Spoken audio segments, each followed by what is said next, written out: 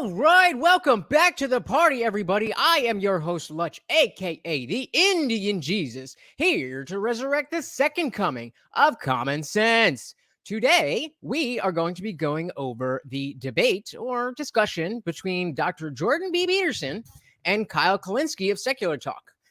Real quick, shout out to the replay gang. I'm sorry that you missed the party we're about to have. I'm sure we're going to have a good ass time, but hit that subscribe button and ring the bell so that the next party you are here right from the top. Also, before we begin, I just want to give a shout out here to our sponsor. Yes, we have got a sponsor, My Sick T-shirt threads.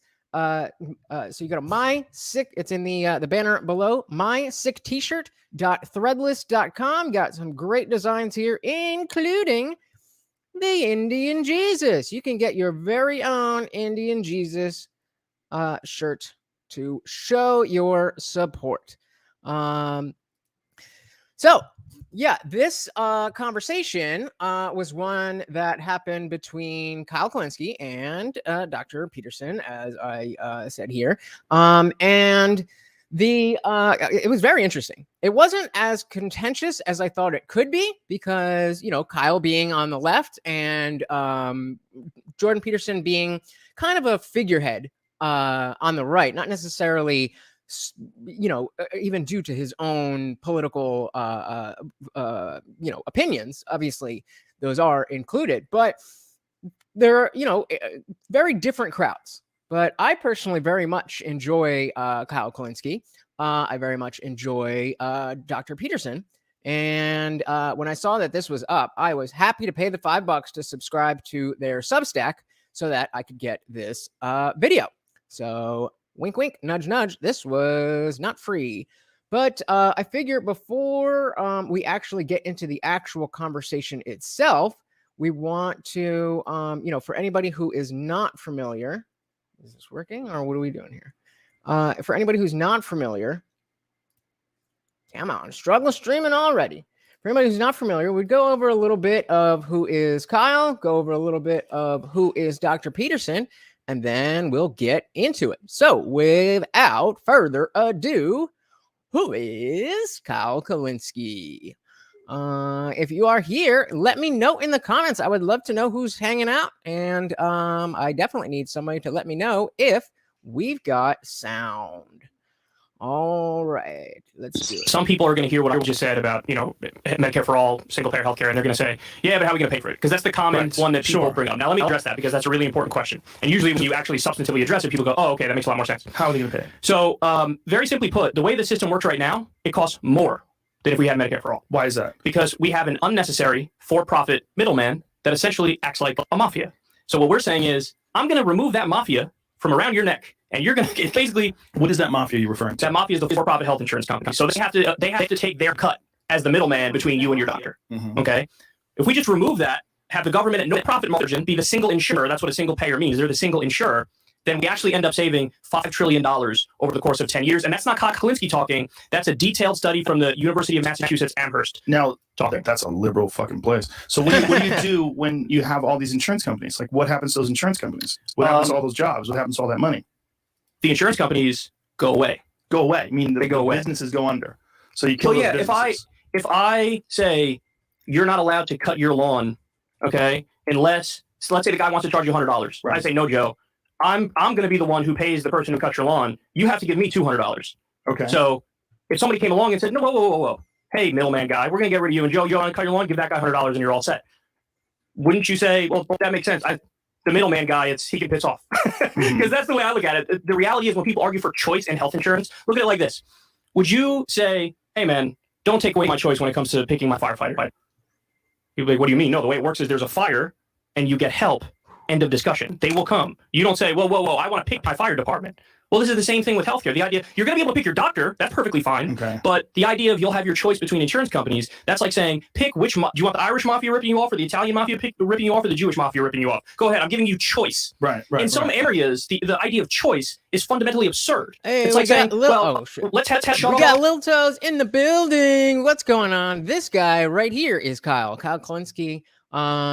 He's this is from his appearance on Rogan. He's just talking a little bit about healthcare. Then I got another short clip from him, and then a short clip from Peterson. Just so if you don't know who these guys are, you'll know. And then we'll get into the debate itself. Happy to see you, brother. The road system, instead of being public, let's have it privately run. And you can make a left on that road, make a left on that road, or make a right on that road. Don't take away my choice of road. I want to pay. Yeah, so one of the things I really like about Kyle is that he is a progressive lefty all the way. There's no ifs, ands, or buts about it. I agree. But he is very fair. He's very down to earth. His biggest, flaw, I would say, in the work he does is that he is very closely tied to polls, and he will just read polls and just take them as dogma. And as we've seen from plenty of instances, but plenty of elections, polls don't always tell the story, and not everybody answers polls. As Joe Rogan always says, who the fuck answers polls? But other than that, aside from the ideas themselves that I don't necessarily agree with in terms of, where Kyle stands, then I really appreciate the work he does because he's trying to do the right thing. He's trying to lay the news out, give you the information that you need to make up your own decision. And he's very clear about his own biases, but he's not trying to lie to anybody, as far as I can tell. I mean, let me know if I'm wrong. For that one or that one or that one. No, it's all there. It's all free at the point of service. And this is the whole idea of having a public utility. This is the whole idea of having something that's off the table in a civilized society. Right, and again, what the studies show is it actually saves money. So the real question people should be asking is, how can we afford to keep having the system that we have right now? Because we pay more than the rest of the developed world, and we have 30 to 45,000 Americans that die every year because they don't have access to basic health care. And we have 500,000 people who go bankrupt as a result of medical bills. So what you're saying is that it would abolish insurance companies, essentially? So there is one caveat to that, and that caveat is what's called supplemental health insurance. So what that means is if there's something that Joe Rogan likes, that's a medical procedure that isn't scientifically proven yet, but it's still something that you like, there would be private health insurance companies that sell you supplemental insurance, which means on top of everything that you already have through Medicare for All. So if you were getting like stem cell therapy or something like that. Well, in an ideal Medicare for All system, and Bernie, believe me, has gone so far above and beyond. So this was a little bit before the 2020 election, I believe. Maybe, there's probably a date here. So this was October 30th of 2019. So recent, not super recent, but, criticism. I mean, his thing is airtight. It gives vision. It gets everything. I would be surprised if under that Medicare for All bill, the stem cells thing is covered. But let's say something like homeopathy, which is like the horseshit, total horseshit. You would cover that by insurance? No, Medicare for All would not cover that because it's so speculative. So private horseshit insurance? Private horseshit insurance, or plastic surgery, things of that nature. But that's an important point because real? They have private surgery or private insurance for plastic surgery? No. I'm saying it would be theoretically legal for it under a Medicare for All system because it's supplemental. How could you have insurance for plastic surgery? Like, I decided my ears are too big. I love how Joe's just like missing the point entirely. He's just talking about big ears. So maybe the market wouldn't be there, but it would be legally possible is the point. So it doesn't fully ban private insurance, but it bans what's called duplicative care. So you can't say, hey, I'm an insurance company, I'm going to come in and offer you something that's already covered in full by the single payer system. And the reason why that's there is we don't want you getting ripped off by some charlatan. I see what you're saying, but it would essentially gut the health insurance industry. It would make it so that you no longer have health insurance company CEOs making tens of millions of dollars off the backs of people while people die because they can't get health insurance. Yes, it would.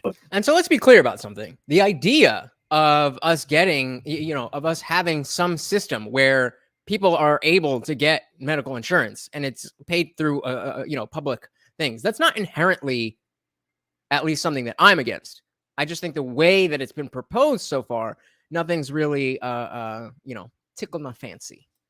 And that's a good thing. That's a positive thing. It's a good thing for us, but as a sale, like to sell that. Well, the thing is, we have this issue where we have like a status quo bias, where people think like, well, because it works how it works right now, therefore the idea of addressing it and changing it seems like so overwhelming that we just kind of default to how we have it now. But the problem is, we know as a matter of fact that the way we do it now is the most batshit crazy way you could possibly do it, because they research this stuff all the time. They study this stuff all the time. And every single time they look at it, the U.S. comes dead last in the developed world when it comes to healthcare. So we finished, there was a recent study, the Commonwealth Fund. They found that they studied 11 different countries. The U.S. is 11 out of 11 when it comes to healthcare. So every other country that does the single payer system we were talking about, and not different versions of it, there's multi-payer, there's single payer, there's private funding there's public funding of private insurance, public funding of public insurance. But bottom line is, any other way you do it is better than the way we do it right now. Okay. And to be clear, we all gotta admit that health insurance or the insurance companies themselves, the way that it works now is definitely not how we want it to work. It definitely could be better, and I don't think that's really an arguable thing. Again, how is it different is really the question. So again, just a short clip here. Again, I just want to give. So that was his super lefty side. This is just to show a little bit why, even though he is so far left, that I do like the kid. The rules are nonsense. The problem is, who is he running against? I don't think that would have worked if he was running against Obama. That's the same episode. I think Hillary's such a deeply flawed candidate, and so many people despised her. During the Me Too era, like her creepy fucking husband is just looming in the distance like Nosferatu. I mean, how many women have come out and accused that guy of sexual assault and rape, and he's still hovering. I mean, he's still around, and that's always going to haunt her. She's connected to that guy forever. On this topic, there's an amazing story. So during the election, remember when the story broke? Hold on, it's popping. Let me reload it real quick because he's about to get into a fun little story about Trump. So we're at 43 seconds. Come on, struggle streaming, struggling to stream. He's gonna drop. Jesus Christ. Do with that next debate. Holy shit. Thank you for sticking with me while I am completely unprofessional. And it blew up, and all the mainstream media talking heads were like, "Oh my God, it's over. He's going to drop out. It's over. It's done." Right. What did Trump do at that next debate? This was actually low-key political brilliance. So he's just talking about the, grab him by the pussy. That thing. That's what he's talking about. And they're saying, Trump is done.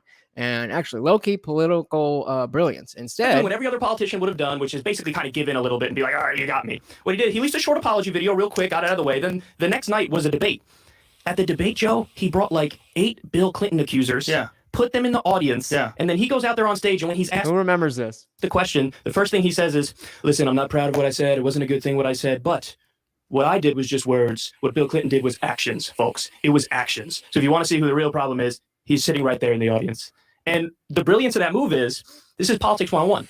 Never really go on defense. Your best defense is a really good offense. Right. So he made it a wash. All of a sudden, this issue, which was supposed to be, oh my God, it's the end of Donald Trump. Now the whole conversation shifted to, I mean, damn, there are a lot of accusations against Bill, aren't there? So maybe this is a wash, and we can just kind of move on from this topic completely. That's all he had to do. Yeah. And you see it with every single scandal that Trump's involved in. You see how incredibly pathetic and ineffectual and weak the Democrats are at marketing and strategizing. And you see how good he is, because he's, no matter what it is, he's going to flip it. He's going to flip it back on you. So the new thing is the Ukraine thing. I don't know how close you've been following this, but the Ukraine thing, he basically got caught on a phone call. This should be interesting to see how this ages. Because remember, same day as from October of 2019. Asking for dirt on his political opponents, Joe Biden. He was talking to the president of Ukraine, and he said it in so many words. I mean, he said there was no quid pro quo, but there doesn't have to be. It's implied. Everybody knows what you're asking for. You're asking for dirt on your political opponent. Right. So everybody's melting down and going, "Oh my God, man, you can't do that. This is violating every rule. This is violating every norm. This is not something any president should be doing, relying on a foreign power to get dirt on your political opponents." What does Trump do?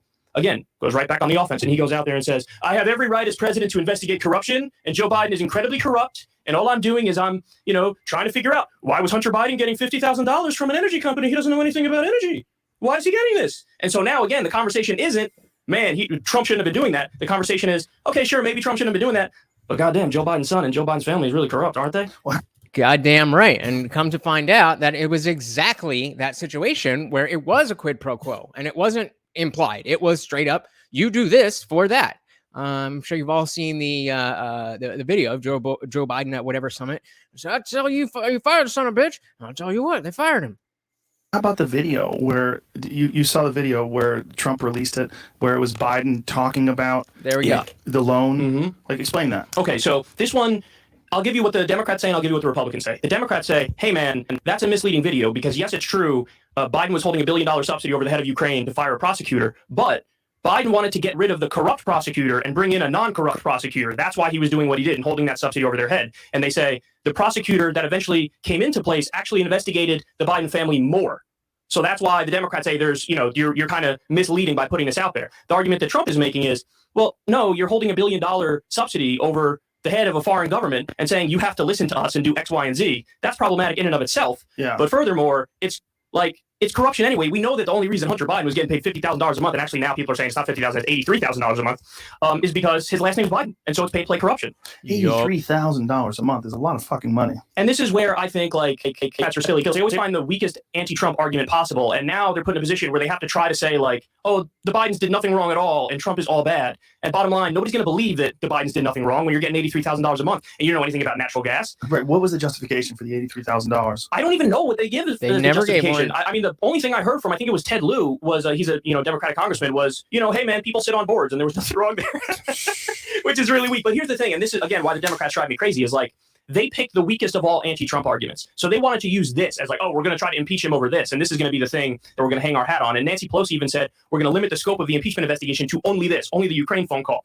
And then somebody like me, I'm sitting there, I'm pulling my hair out because I can actually give you 3 or 4 super legitimate things that are impeachment worthy. Not that I think it strategically makes sense, and we can get into that if you want to, but the one that drives me crazy is Donald Trump has a hotel in Washington, D.C. that he owns, okay? He took $300,000 through that hotel from the Saudi government. So they're funneling him money through his hotel in D.C. And then Donald Trump turns around and gives a multi-billion-dollar weapons deal to the Saudi government as they're committing a genocide in Yemen. We know they're committing a genocide in Yemen. We know that we're arming them, and he gave them even more weapons because he got that money through his hotel. So for me, I'm looking at that and I'm going, oh my God, this scandal has everything. It's got personal corruption. It's got guns going to a vicious genocidal country. What was the money for? The money in the hotel? Okay, so what they did is they had these little retreats at the hotel, and Saudi Arabia would pay for U.S. veterans to go and stay at these hotels. And they would, I don't know if it's tours of the Capitol or whatever it is, but they pay for these veteran groups to go to the hotel. But then, of course, you look at it and you go, I don't know, man, $300,000? And the speculation is, well, of course, they overpaid on purpose. But furthermore, even if they didn't, Jimmy Carter had to sell his peanut farm when he was president. Because the idea was, hey, we're not even saying you're doing anything corrupt, but just the fact that you have this personal private business, it is theoretically possible that foreign governments want to give you money through your peanut farm. So you have to sell it because just the existence of it is enough to say it violates the emoluments clause of the Constitution. So we're seeing, and there's a little bit left of this. I figure we'll go through the whole thing. Then we got the famous Jordan Peterson, Kathy Newman interview. But I just I wanted to show this because we got a little bit of the progressive lefty version of Kyle, which is definitely outward and out there. But you can see in 2019 he's talking very maybe not favorably, aside from the fact that he said it was political brilliance. But he's being fair. He's being fair. And what else can we ask for? Which is just a fancy way of saying that the president can't be corrupt and take money from foreign governments. And Trump is doing that. He just is. Right. So this $300,000, though, this is for services rendered? This is for hotel rooms? What is that's what they say is it's for, I guess, the meals in the hotel rooms and whatnot. I hate to say it this way, but that's not a lot of money to someone like him. Well, but then what I always think about when people make that point is you have to flip it. What would we be saying if it was the Clinton Foundation getting $300,000 from the Saudi government, and then Hillary Clinton, the Secretary of State, approving a weapons deal to Saudi Arabia? And the fact of the matter is that actually is almost exactly like what happened with the Clinton Foundation, because Bill Clinton was going around and giving speeches at all these, Gulf dictatorships, and then he was getting, $500,000 a pop or whatever it was, and then Hillary Clinton was approving weapons deals as Secretary of State. Right. So, but I feel like that's a little bit more egregious because these speeches are worthless. At least the hotel rooms, it's real. It's real food. It's meals. That actually costs money. These speeches are worthless. That's in my opinion, those speeches are a transparent bribe. So do you think, though, that a president should be able to have private businesses that foreign governments can pay him any amount of money? No, I don't think so. I don't. Sure. But I just don't think they're comparable. I think with the Clinton Foundation, the Clinton Foundation was egregiously gross. Right. I think both of those things are egregiously gross. And I do think it influences him. I think it sure influences him because there's a deal, right? They have a deal. Even if it's only $300,000, which I know most people hear this, that's a lot of money.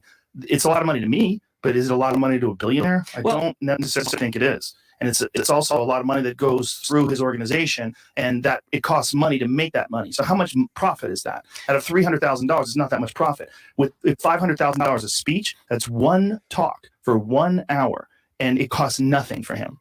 And he's making $500,000, and he did it over and over and over and over and over again. And it was all under the guise of the Clinton Foundation is doing this great charitable work all across the country and all across the world. And That to me was more transparently disgusting. Yeah, so Does that I make sense? understand. I understand why you would say that, but I also think that there's a problem with it in principle. So I would Yes. just nip it in the bud, no questions asked. But beyond that, there's also other stuff. So I'm just giving you one example. There's the other thing, which again, very few people spoke about or recognized, that during the campaign, Donald Trump registered 8 new businesses in Saudi Arabia.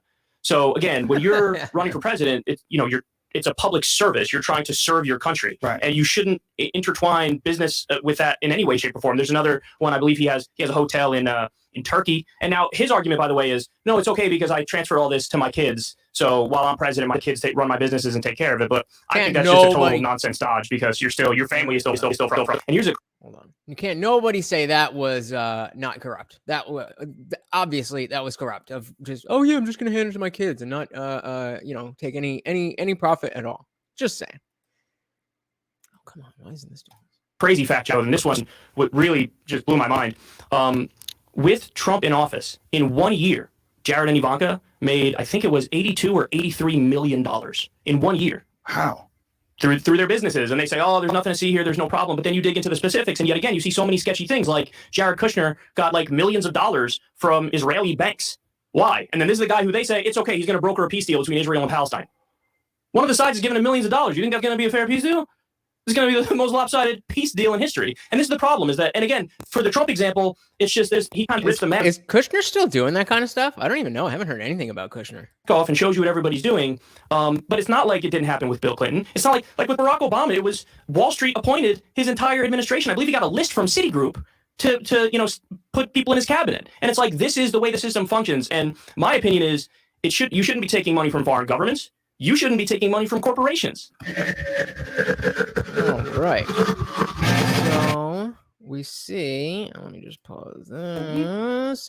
So we see that, again, Kyle Kalinski is a progressive. There's no two ways about it. He wants universal health care. He votes for Democrats. He doesn't like conservatives and conservative policies, all that kind of stuff. But he's as fair as a progressive is going to get. Not to say that, I mean, as fair as you would want somebody to be, regardless of what side they're on. That's what you're going to get from Kyle. So this, I just wanted to show, in case, again, this is a good showcase of who Peterson is, as well as, the fact that we've been talking about this particular interview in a few streams. So I figure, why not bring it in? If you haven't watched this, you are in for a treat. You are in for a big treat. And if you have, then it's still going to be super entertaining. So let's do it. So we met our two people. We see Kyle Kalinski. He is a progressive, but he can hold a conversation. He can, be fair to both sides, and he has a pretty decent understanding of the landscape. And we have Jordan Peterson, who is, obviously a high-level intellectual professor, or I don't know if he still is, but he used to be a professor at University of Toronto, and he got thrust into the political world because they changed law, compelling speech. And he said, you can say that you can't say something, but you're not going to tell me that I have to say something. And that's where he went.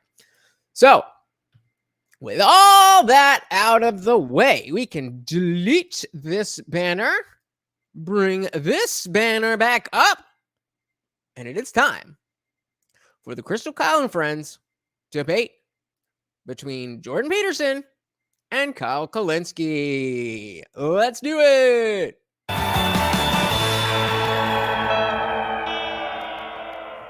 All right, guys, it's a wee bit different today, if you can't tell. I have what they like to call the one, the only COVID-19. I have indeed contracted it. I will say it has not been that bad for me, at least not yet, knock on wood. Started out with a little bit of a cough, then it became some congestion and fatigue, then it sort of morphed into now it's sort of my voice sounds a little messed up. But I was able to do my show the other day, able to do Krystal Kyle Friends today, and boy, oh boy, do I have a... So why do you say this, Sotos? I don't think it is. I think it's very, they talk on high levels, but first of all, I'm here to kind of break it down as best as I can. And, if something happens and you're not sure, just ask about it, just exactly as we were saying in the last video, Peterson didn't know what Kathy Newman meant by whatever term she used. I think, so what exactly do you mean by that? So if Peterson says something and it's like, oh, I don't know what that means, just say, hey, Lutch, what does this mean? And we'll talk about it. That's what we're here for. That's what I'm here for. Let's do it. Amazing one for you today. And Lil Toes is the only one in the chat. We got a bunch of people here. Who else is here? Give me an amen. So, we talked about it back in the winter. We were this close to having Dr. Jordan Peterson on the show. At the last minute, he had to back out because he had a tour that he was doing and he had overbooked all these other things. And so they said, I'm sorry, but we have to cancel. And, we immediately followed up and said, when can we have him on? We want to have him on whenever. And they said in the summer. So reached out to his team the other day. And to their credit, they got right back to me and said, look, well, let's do it. We'll do it this day. And I was like, okay, I'm in. Now, even though I have COVID-19, I don't care. If I had Ebola, I would still show up to try to have this conversation with. Hey, views are views, right? Dr. Jordan Peterson. So I'm really looking forward to it. As I told you guys for a very long time, when it comes to psychology stuff, like when he's talking about Freud, Jung, various different schools of thought, like phenomenology or existentialism, when you talk about that stuff, I'm enamored. Like I love a lot of the stuff he says. I watched his entire 2017 lecture series and it was brilliant. So when he's talking about psychology, when he's talking about philosophy, I'm all in and I love it. But then when we get to the topic of politics and religion, oftentimes I find I have really sharp disagreements with him. 100% aligned with Kyle on that. 100%. Because, Peterson is super, super intelligent.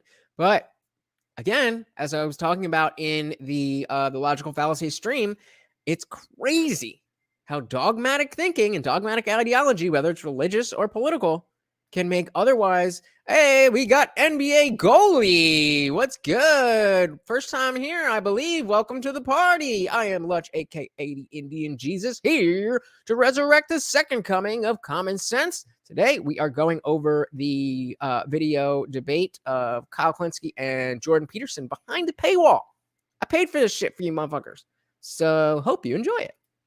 But yeah, it's crazy how, on the left, you have political ideology, which will make people go crazy and just think completely illogically. And then on the right, or just in general, you have religion that does the same exact thing. I'm like, wow, this is a guy who I loved everything he said here and over here. I disagree with him on almost everything.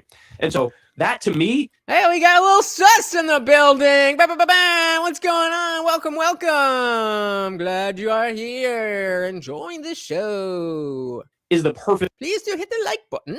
Perfect situation where I want to have a conversation. Like I want to talk it out. I want to hear him out. I want to flesh out the ideas. I want to go back and forth because there's more interesting than that. And so we're going to do that. We're going to get into it. I'll bring up some of the recent controversies that went on with Twitter and Elliot Page. I'll bring up, we'll talk about Trump. We'll talk about economics. Basically anything that I can squeeze in, I will squeeze in our limited time. And really looking forward to this. So everybody, please enjoy. Here's Dr. Jordan Peterson. Dr. Jordan Peterson, thank you so much for joining me. I really appreciate it. We were close to doing it in the winter, but then, you have a very busy schedule and you had a whole tour that you were doing. And so we had to put it off to the summer, but thank you again, because you're a man of your word. You said, hey, by the summer, we'll be able to do it. And you came through. So thanks for joining me. So again, this is from July 8th. Hi, pleased to do it. I'm glad we were able to arrange it. Yeah. So there's a bunch of stuff I want to talk to you about. Whenever I hear you talk about psychology and philosophy, I'm always floored by it. I watched your entire 2017 lecture series. I basically feel like I was a student in the class. If you're not familiar with what he's talking about with the lecture series, he literally just records his lectures. Again, I don't remember. I don't know if I doubt he's still doing teaching at colleges now, but he used to just have a camera in his lectures, and he just put them up on YouTube, and anybody could watch them. It's high level philosophy stuff. I've been meaning to, well, I can't really say I've been meaning to, but there was a point at which I found this out and I was like, oh, I got to do that. I got to check out all these things. And it's a lot of content. So, maybe we'll go through that. I'll go through that and, see what we got. 2 subs. Thank you very much, brother. Really, really appreciate that. Shout out to Lil Toes. Diving back in. And I thought it was brilliant. Which one? Is that the Maps of Meaning or the biblical lectures? Maps of Meaning. And so where you went through all the different psychologists and their different philosophies. And so there's a bunch of stuff I want to ask you on that. And then later on, maybe we'll get into the more political and religious realm where we have some disagreements. But let's start with this. I took you know how you're always talking about the big 5 traits? Yeah. I took that test. So let's do this real quick. If you are familiar with the big 5 personality test, I could show it to you really quick. If you're not familiar, give me a 1 in the chat. If you're not familiar with the big 5 personality test, we can go over that real quick because it is kind of relevant for the next 10 or 15 minutes of the conversation. Understand myself. What's that? The understand myself test? Yes. What I think I just Googled like big 5 trait test or something, and whatever the first one that came up was, I took, and then it scored that was probably a mistake, but that's okay. Oh, that's not the right test. So this, I don't know if I have taken the 16 personality test, but I did take some extensive thing in college. I took, I went to school for psychology, so I did personality tests there. Let's just find. Oh, well, look at that. So I'm gonna assume because that's an ad, you got to pay for it. But the basic, free personality 16. So let's. So I don't know how long this is, but you would make, they have questions like this and make friends regularly. I'd say slightly agree. Free time exploring various random topics. Yeah, definitely agree there. So you go through all of these different things, and at the end you get let's see if it'll give us all. So I'm not going to go through the whole thing, but if we do personality test results, it'll basically let's see if it'll show. Let's do images.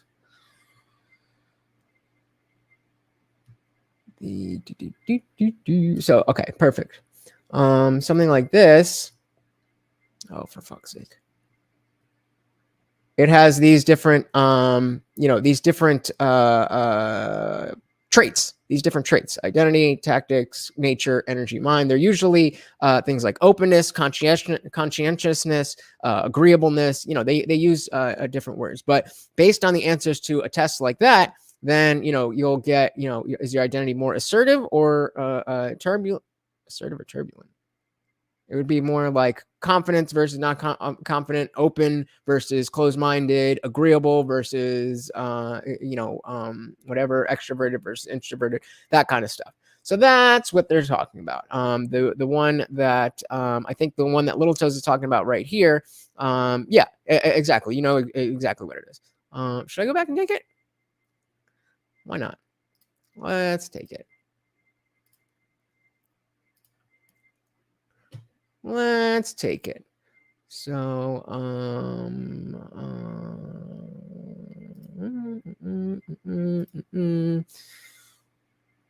went through these already. You prefer to completely finish one project? Oh, hell no. I got a million different things going on. I am very sentimental. Organizing tools? Hell no. I wish I did, but I'm not very good with that. So this is good. They asked earlier about being under pressure and doing well under pressure. I do great under like serious pressure, but little things I'll flip out. Strongly agree with that one.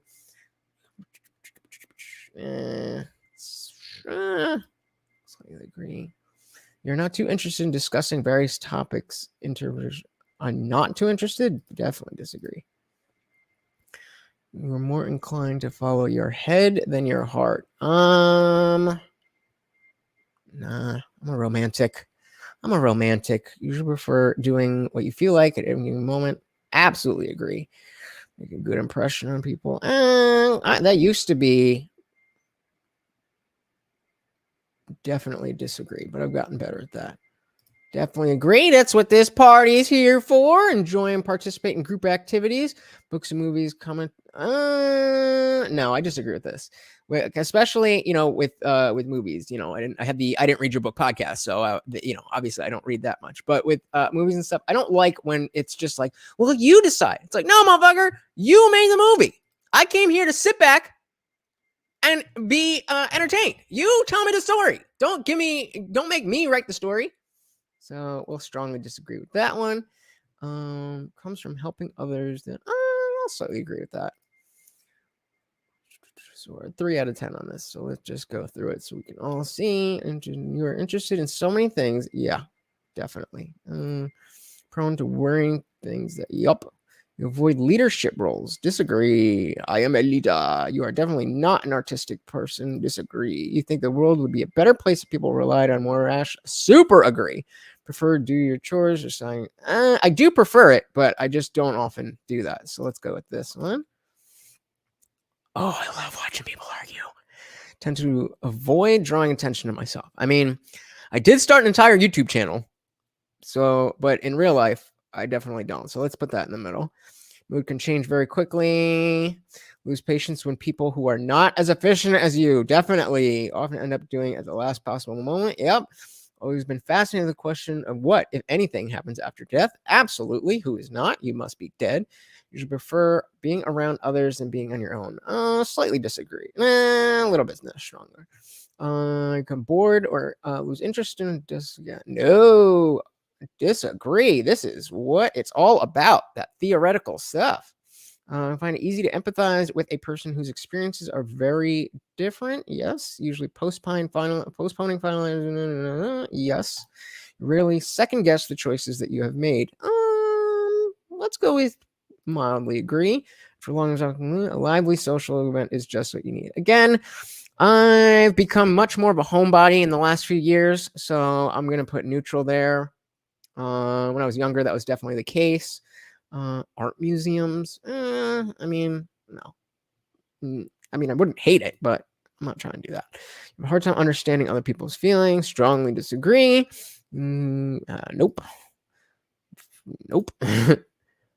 Strongly agree, even though I got to do it for work.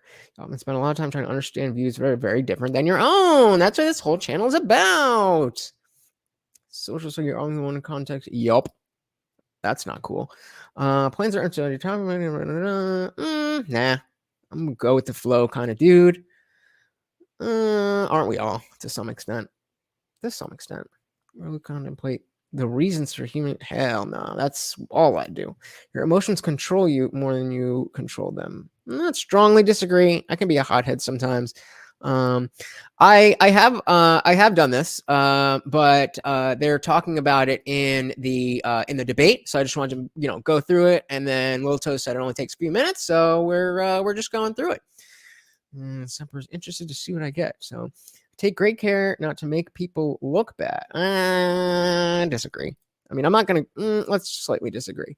I'm not looking to like blow up people's spot, but in general, like, especially, in the public, like, politicians, stuff like that. The idea that I don't want to hold people accountable is completely antithetical. So personal work styles, clothes, definitely agree. Some things high of you. Nah, I'm dope as shit.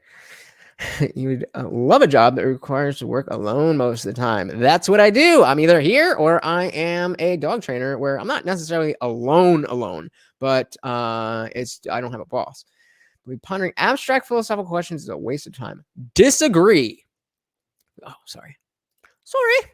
You feel drawn to places with busy, bustling atmospheres. Again, I mean, if I'm in the mood to go out, I want to be somewhere that's happening, that's popping.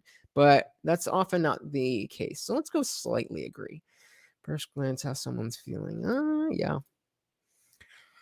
You often feel overwhelmed. Yup. You can complete methodically without skipping over steps. Slightly agree. You're very intrigued by things labeled as controversial. You know it. Pass along a good opportunity if you thought someone else might need it more. Nah. We all gotta do our own thing. Struggle with deadlines. Slightly agree. Feel confident things will work out for you. Oh, I was gonna say, who wants to guess how many are here?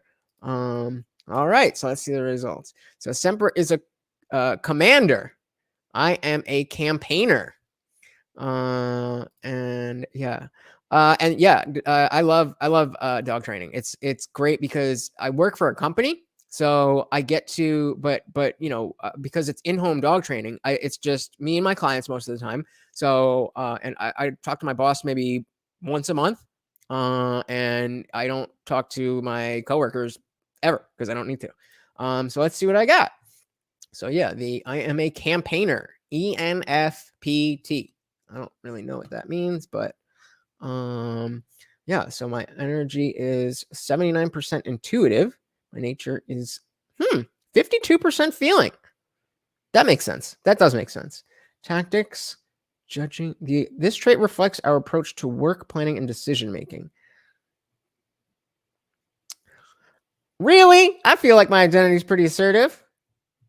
And then what does this say? No, I just want to fucking. Okay, I'm not going through all this shit. But so that's the personality test. That's what they're talking about here. So let's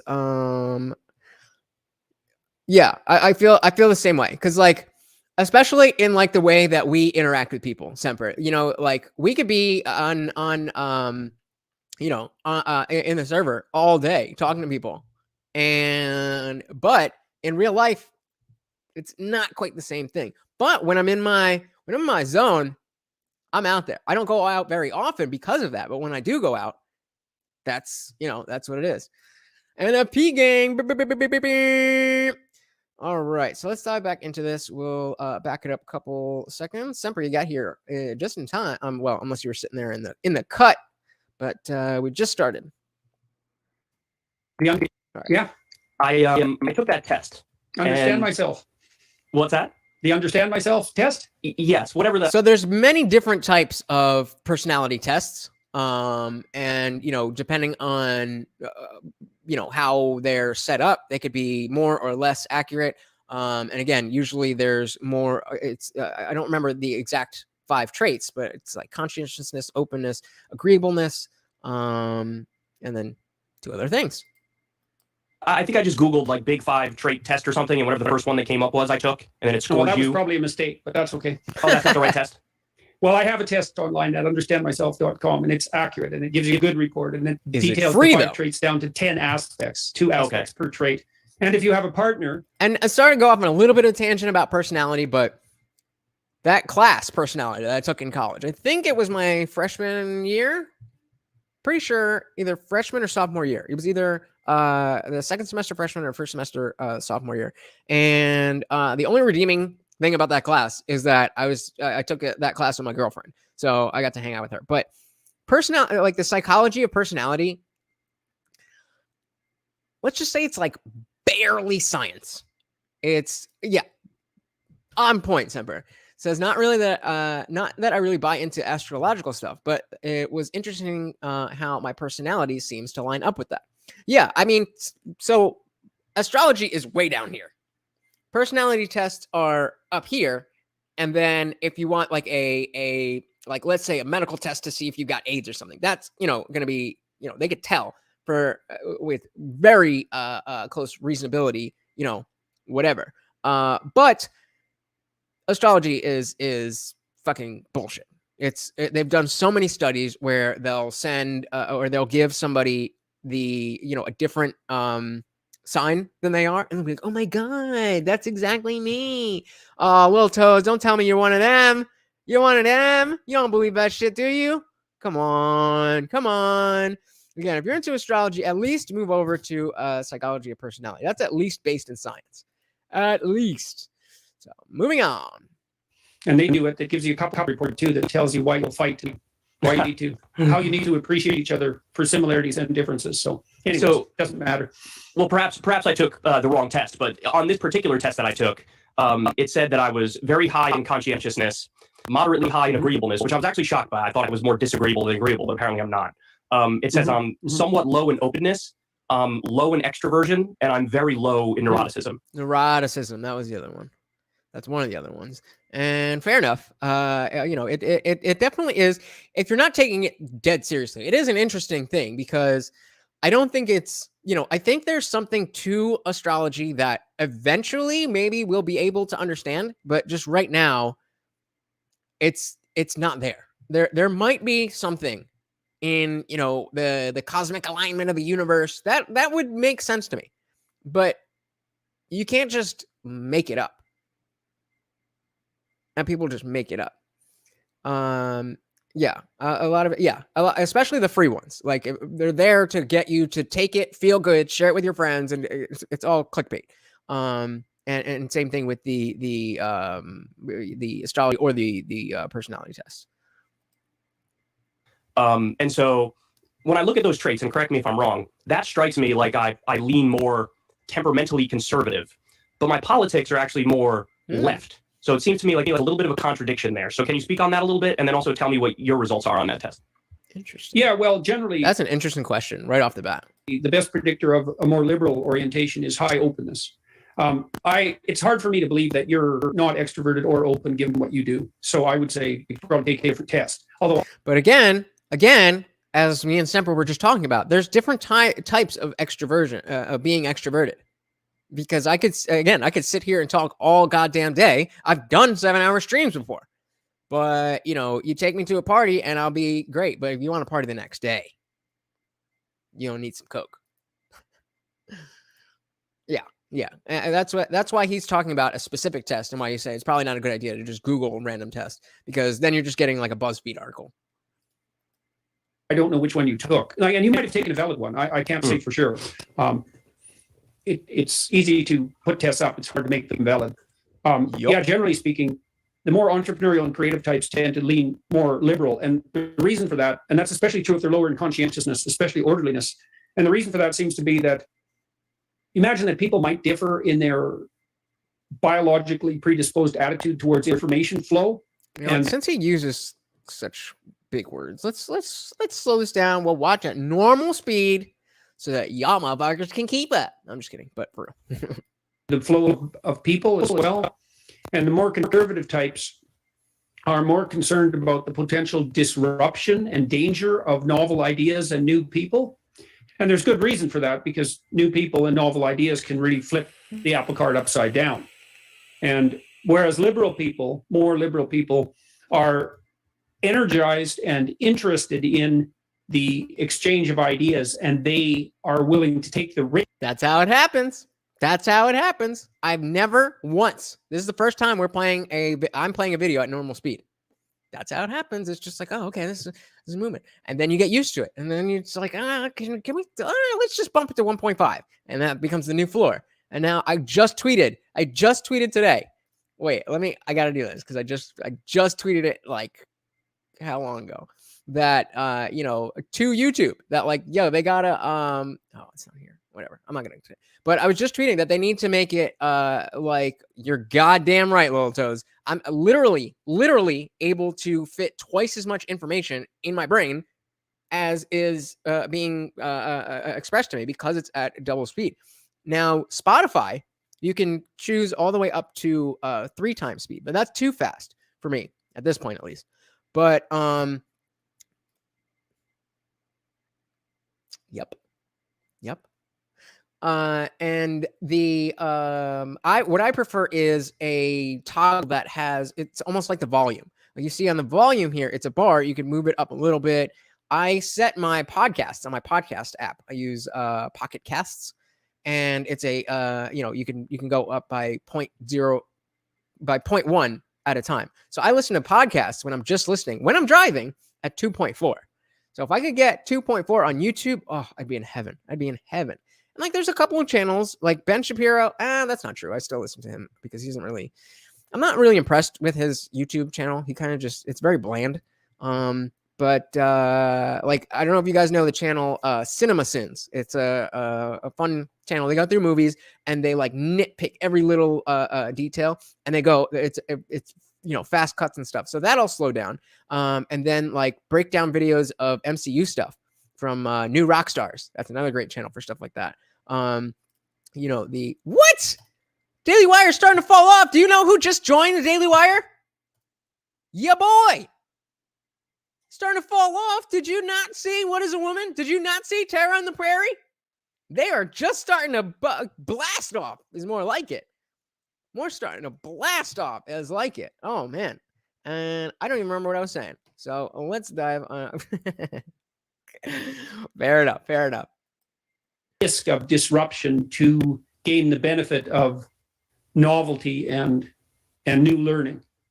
And you can't say which one's right, because sometimes new ideas are absolutely dreadfully destructive. Karl Marx's ideas might be a good case in point. They make sense once you accept a certain set of axioms, but they're unbelievably destructive when implemented. And so that deviation from tradition was an absolute catastrophe. But then, you know, on the positive front, well, everybody's pretty happy they have electric lights. That's not a political issue, obviously, but so sometimes if you welcome new ideas, you're right. And sometimes if you resist them, you're right. And that's partly why we have a political dialogue, right? So that we can adjudicate between these two different claims. Out of curiosity, would you say that there are any of Marx's ideas or any of his critiques of capitalism that you think have merit? Well, the idea that capitalism produces inequality is clearly true, but Marx didn't think that up. I mean, that's been known forever. It says in the Gospels that the poor will always be with us. I mean, inequality is an unbelievably pervasive economic problem. The problem with Marx's critique, and the left-wingers should take this seriously, and I mean seriously, and they don't. So imagine that part of the reason that you're left-wing, I don't mean you specifically, but possibly you, because you're also somewhat higher in compassion, you said, in agreeableness. The lefties are concerned about the detrimental effects of inequality, say unequal distribution of capital and financial resources in particular, although there's all sorts of inequalities of distribution. And they are right to be concerned about that, because when equality becomes excessive, it tends to destabilize societies. So we know, for example, that in neighborhoods where movement up the socioeconomic hierarchy is blocked and difficult, and there's quite an extreme range between poor and rich, that young men tend to become violent, because that's one of the ways they can attain status when they can't attain it in a legitimate, let's say, and productive status competition.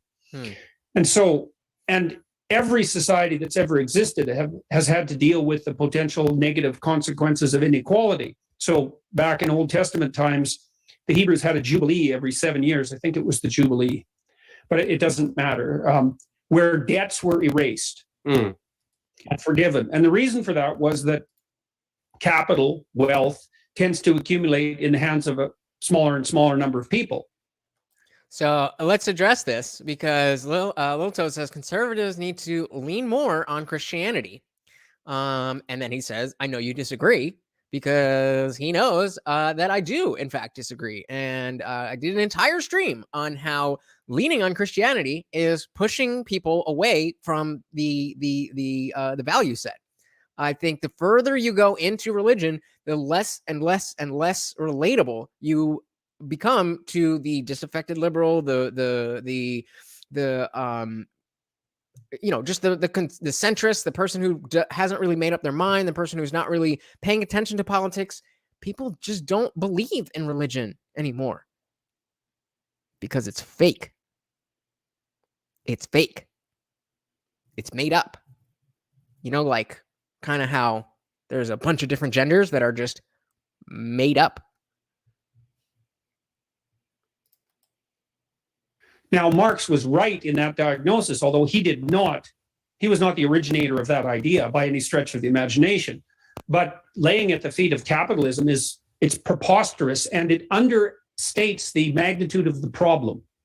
Because if you're concerned about inequality... Oh, please tell me how, Lil Toes. I am definitely willing to have that conversation. And there are reasons to be concerned in an intelligent manner, then you want to get the diagnosis right. And if you blame it on capitalism, you've got the diagnosis wrong, because every economic system ever devised by human beings has produced inequality, but only one has produced an increase in material prosperity. especially for poor people. And that's free market capitalism. So the lefties who follow Marx because they're concerned about inequality are guilty of the sin of not taking the problem that's cardinal to them with anywhere near the requisite degree of seriousness. Inequality is a way deeper problem than mere capitalism. And getting rid of capitalism is, you think the Soviet Union or Maoist China was egalitarian? This is perfect. This is perfect, Little Toes, because I know that you believe that, and I know a lot of people believe that. But the fact is, a lot of people don't believe that. And when we talk about syllogisms, argumentation, you can't just proclaim that. And so why do you need to shove that into political discussion at all? What do you gain by attributing your values to God instead of just expressing what the values are? And you can privately, in your own home, among your own, in whatever way, you can practice your Christianity as much as you like. And I'm not saying you don't have the right, but I'm saying if you want to change the minds and hearts of the people of America, then saying, oh, well, it's beyond logic. It's beyond science. Just trust me. Just trust me. Yeah. Okay. Yes, Mr. Politician. I'll just trust you on the whole source of the universe and all of that. I'll just trust a politician with that. And this means nothing to me. Eternal peace and love. Okay. I mean, sounds good, but based on what? And why can't we have eternal peace and love without invoking supernaturality? Why can't we just be good people to each other? Are you incapable of being nice if God isn't watching over you? Are you one of those people who's only not murdering and are paying people because you believe that a God is watching you? Yeah, the Bible does have everything, including instructions on how to beat your slaves, instructions how to stone women to death for adultery. Yeah, has everything. Slavery, child murder, all that good stuff. It was just as unequal. So is Cuba. And so is Venezuela. I mean, these places that purport to be egalitarian are anything. And I'm sorry to pause again. But again, do you see where if you rely on the Bible and the Bible supports slavery, then you've already lost anything about morality. You've already lost. You're following a book that gives you instructions on how to beat your slaves.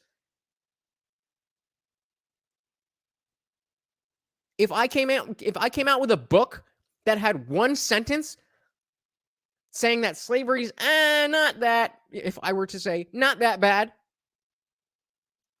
I would be canceled. Oh, honey, sweetie baby. Oh, honey, sweetie baby. Do I need to pull the verses up? You never heard that if you beat a slave and it doesn't die, then it's okay. But you're, if you can walk, or I don't know it off the top of my head, but it explicitly gives instructions on the proper way to beat your slaves. And it's not surprising at all to me that you're not aware of this. Because the Bible has everything, but you didn't read it. You didn't read it. It's there. We could stop the whole show and look it up if you don't believe me. But it's there. Just Google Bible slavery. I think it's Leviticus. It might be Revelations, and I'm pretty sure there's more than one verse. But the problem of inequality is very, very deep problem. So yeah, so Marx was right to point to it as a problem, but completely wrong in his diagnosis. Right. I mean, I accept a lot of what you say there, and a lot of the governments you brought up, like Venezuela, for example, I would definitely categorize them as authoritarian and not egalitarian. But to accept your premise further here, when you talk about capitalism, that inequality is going to exist no matter what system we're under is effectively the argument. How would you respond to the point that there have been times throughout U.S. history where that inequality has been significantly less, and then that also led to what was called the golden age of economic expansion in the U.S. So, for example, under FDR and the New Deal, they did a lot of redistribution of wealth through social programs. A lot of these New Deal projects had shovel-ready jobs and they put the country to work in the midst of the Great Depression. And they also increased taxes on the wealthy, for example. Do you look at a model like that and think it makes sense? In other words, like a regulated version of capitalism as opposed to capitalism? Well, there has to be regulations. Okay. There has to be a system of law in place for a free market to even work. Right. And I definitely agree with that. Even, I'm not an ANCAP. I as much as I'm a libertarian, I'm not an anarchist. And there definitely is some level of oversight that is needed. It's just that I feel the level that we have and the level that the left is pushing for, which is more, and even in a lot of ways, the Republicans are pushing for, it's just too much government, too much. We already have too much, and they want more. I mean, so for example, you have to be guaranteed property rights, for example. You have to be guaranteed freedom of association. You have to be treated as if you have intrinsic worth. All of those things have to be enshrined in law. So you need an underlying operating system in some sense that's axiomatic and constitutional in order for a free market economy to even... So if anybody is not aware, I don't mean to be condescending, but if anybody doesn't know what axiomatic means, it means basically like assumed. So I don't even have a good example, but he's let me go back and what exactly did he say? And constitution need an underlying operating system in some sense that's axiomatic and constitutional. So yeah, he's just saying there needs to be a through line. The axiomatic means it already exists. So in philosophy, if you're talking about I don't know. If you're talking about God, then and you believe in God, then that's an axiom that God exists because you are starting with that assumption. Lilto says, what do you think about the human giant bones and evidence? I don't know what you're talking about. That's also talked about in the book Enoch, which is pretty much part of the Old Testament. The Watchers are demons flying in the sky too.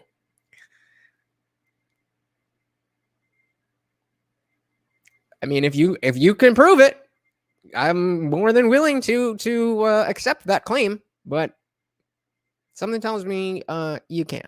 And no, I'm not. I'm not really sure what you're talking about with the human giant bones. If you could be a little more specific. Getting back into it. Constitutional in order for a free market economy to even get off the ground. And we don't exactly know what those prerequisites are. Some of them appear to be theological and some of them appear to be philosophical and legal. So the theological presuppositions would be what the founders of the American enterprise were referring to when they said that they held these truths to be self-evident. Right. That's a great example. That's a great example. The right that the right to freedom of speech, the right to freedom of expression, those are axiomatic in America. There's no reasoning. There's no logic that needs to follow that. It just is. That's what axiomatic means. So giants, pretty much Titans from that anime. I've never watched an anime. They built the damn pyramids. Again, if you got evidence, I'll look into it. But sounds like bullshit. Sorry. And those self-evident truths had to do with the dignity and value of each individual and their intrinsic worth before the law and, say, in some sense, before God. And the self-evidence of that is a consequence of a theological underpinning. And then out of that arises a constitutional framework that guarantees people the liberty and autonomy and security, especially with regards to property rights, that enables free enterprise and the acquisition of wealth to begin. And that would also involve prohibitions against arbitrary seizure of property. So basically, he's I don't want to say admit, but he's claiming, he's putting forth that property rights are inherent to a capitalistic system. We have to respect property rights in order for capitalism to work. That's just a basic axiom of capitalism. You have to be able to claim property so that you can freely trade it with other people. So, Right. because otherwise, see, if some people, if we set up a system where no one can get rich, like exceptionally rich, let's say, we also set up a system where where everyone can't become wealthy. Some people have to become wealthy first. You know that already. Like when something like flat screen TVs were introduced, or cell phones for that matter. For the first cell phones, for the first 5 years, they were the playthings of extremely wealthy billionaires. What was your first cell phone? What was your first cell phone? I'm too old that my first cell phone didn't have a name. It was just the Nokia brick phone. But I know y'all are little ass kids. Just kidding. I know you guys are younger though. So what was your first cell phone? Lil Toe says, agents from Area 52. It was an old couple that retired, said that there are aliens and demonic stuff in Area 52 below Area 51. Lots of people all share the same story on Quora. Yeah, I don't doubt that. And I am not somebody who says that it would be silly to think that aliens exist. I think it's more probable than not that aliens do exist, or life forms not from this planet exist. I think it's more likely than not. I don't have a firm belief that they do exist because I would need to see that evidence, but it makes sense to me that in the vast universe that there would be something else going on, even if there's not intelligent life, however you want to define intelligent. Even if there's not intelligent life elsewhere in the universe, there's got to be some type of something. Come lay down and I'll give you a treat. Come lay down.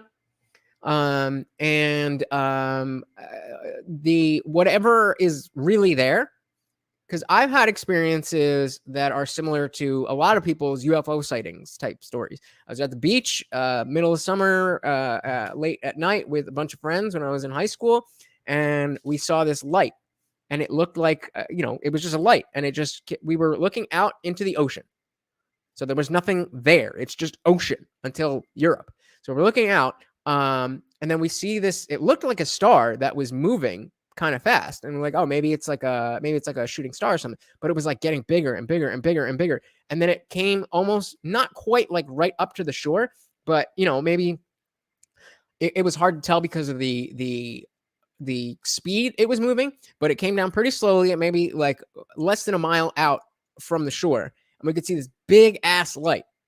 And it was me and 4 other friends. So we were all like, yo, you see this, right? And this, nobody was tripping or anything. We maybe smoked a little weed, maybe had a couple drinks, but nobody was like off their ass or anything. And then it was right in front of us.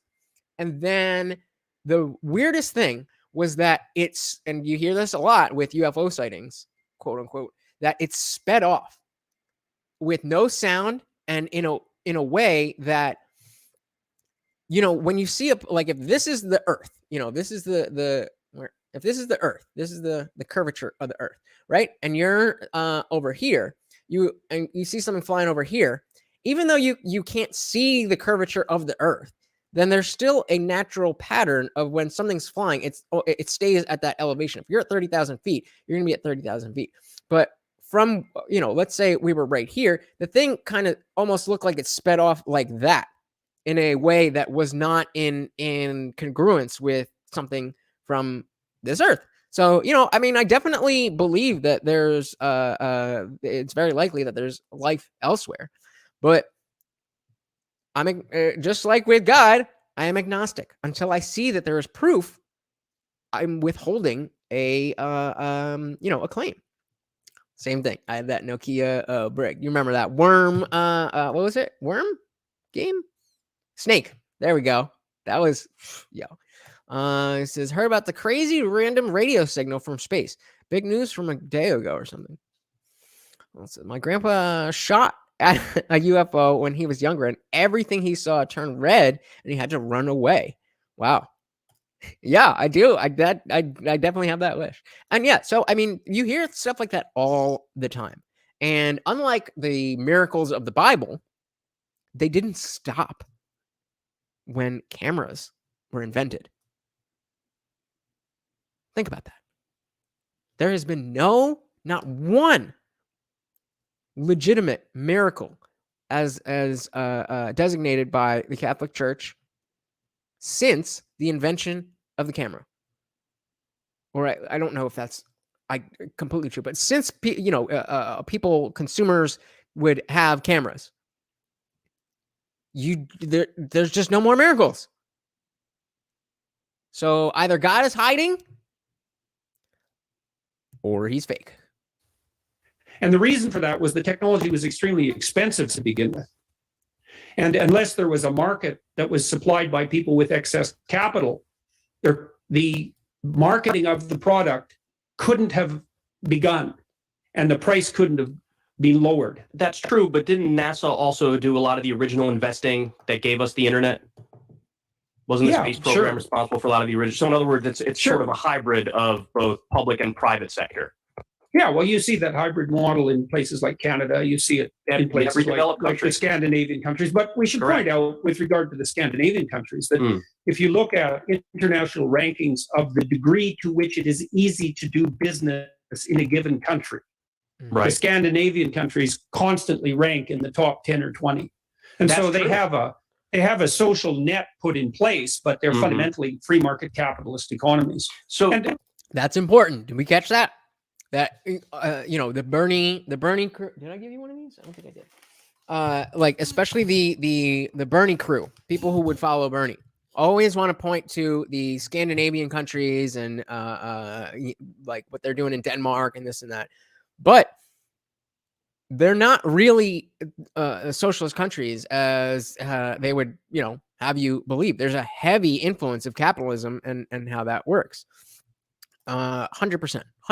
There is no other driver greater than free trade. The less barriers to being able to provide a good or service in exchange for whatever it is that you want, whether it's someone's time, whether it's money, whether it's food, whatever it is. This has been the best system that we've ever come up with as humans. And there is, by the numbers, there's no arguing that. We have to fight all the time about the balance between providing people with equality of opportunity and also providing them with the requisite security that also aids and abets that. So here's an example. So Canada has a healthcare system that's more socialized than the system in the US. And there are some advantages and disadvantages to that. Canada spends less on hospital administration than the US does. So that's an interesting and somewhat unexpected fact. We ration healthcare in Canada by waiting times, and it can be quite brutal. So my daughter, for example, had to get her ankle replaced at one point, and the waiting list in Canada was 3 years. And she was walking around with a broken ankle. So 3 years was untenable. Come on. So it's rationed by waiting time in a manner analogous to the manner in which healthcare is rationed by wealth. Morty break! Woo! Yeah! Sorry. In countries that have a less socialized system. Correct. However, it's also the case that Canada has a higher per capita entrepreneurial rate than the US. And one of the reasons for that appears to be that people can step outside of their current jobs and the security that those jobs offer them and undertake the risk of establishing a new venture because they don't have to worry that their family now has lost its healthcare security. So these things are complicated, right? They have to be. This is what you get with universal healthcare. When everybody can just go whenever they want, then and the doctors are government employees, it becomes the medical DMV. Be dealt with in some sense at a detailed level and on a case-by-case basis. But if you want to point to the Scandinavian countries, what you see there is, well, a free market capitalist framework with a constitutional underpinning, and then some argument about how much of a social security net can be cast out of that free enterprise web to provide people with a reasonable amount of security. Yeah, I'm very interested to hear you say this, Dr. Peterson, because I do think it flies in the face of how a lot of people, myself included maybe, viewed your politics because... Yeah, well, that's because people generally don't have any idea what I think because they just make assumptions based on idiot journalists, and that's... Yeah, but that's not fair to say about Kyle. That's not fair to say about Kyle. We saw just from the beginning. That's why I showed the videos of them separately, that we can see that I hope Peterson's not implying that Kyle didn't do his homework and he doesn't know what Peterson really thinks. I would hope that he has a little bit more respect than that. That's the end of that. I mean, I guess that's the fair point because like I often mention. Hey, we got Trevin back in the building. It's been a minute, brother. Welcome back. Says the dude was just saying it's a good thing people's healthcare isn't tied to their jobs like in the US. I mean, that's definitely not a good thing that it's so closely tied to your work. I definitely agree with that. But, again, with the 3-hour wait time, it's different. And I think there is a way that we can have a capitalist sort of medical system that works with the government in a minimalistic way so that people who need care can get care. But there's still, this idea that we need innovations in medicine. I don't think Kyle is trying to prove anything. That right now, this is just they're just two people having conversation. Not every conversation has to have a I want to win. I want to get you to say that I'm right. We just have two people who are very smart and in the weeds of politics, and they think different things. So that's not really what it's about. It's not really about trying to prove this or that. It's really more about exploring the ideas and what they think. Of course they get paid, but they're government employees. So instead of from taxes. So instead of being paid by the insurance company, and then you go through the insurance company and all that, you just go and the government takes care of it. Same thing with I didn't know that my inspection sticker on my car was expired. So a couple weeks ago, I went to the DMV, and you wait in line and you get, I don't know what it is in other states, but I assume there would be some kind of charge. But I just went through. It took 5 minutes. They do this, that, and it was free. So that's definitely that being said, at the end of the month, if you go, at peak times, the lines are much longer. But in medicine, it really depends on what the type of doctors you have. It depends on what kind of issues you're dealing with. A lot of people come from Canada to the United States because of shit like that, where he was saying his daughter had a 3-year waiting period. They will come down to the US and pay the prices because life and health is worth more than money. I don't know what that means. I mean, yeah. Oh, so you mean like free? Nothing is free. Nothing is completely free. It's and nobody's. That's why people don't say free healthcare. They say universal healthcare. It's because you're universally in the. That's actually a bad term because it's in the context of the country. But it's not free. It's universally covered. So you're paying for it in your taxes so that you don't have to worry about a big bill if something happens. The Scandinavian countries, in many respects, it would have been ideal. A little bit. Don't have any idea what I think because they just make assumptions based on idiot journalists, and that's the end of that. I mean, I guess that's a fair point because, I often mention the Scandinavian countries in many respects as sort of an ideal. Like, I like social democracy in that I think it's a healthy mix of socialism and capitalism, and I like the idea of thinking of an ideal government as trying to create a better meritocracy. And in order I like that too. And that is where I was with Bernie. That's why I was supporting Bernie, because I felt like this social democracy thing can work. I just have a law, and I was still very anti-establishment at that time.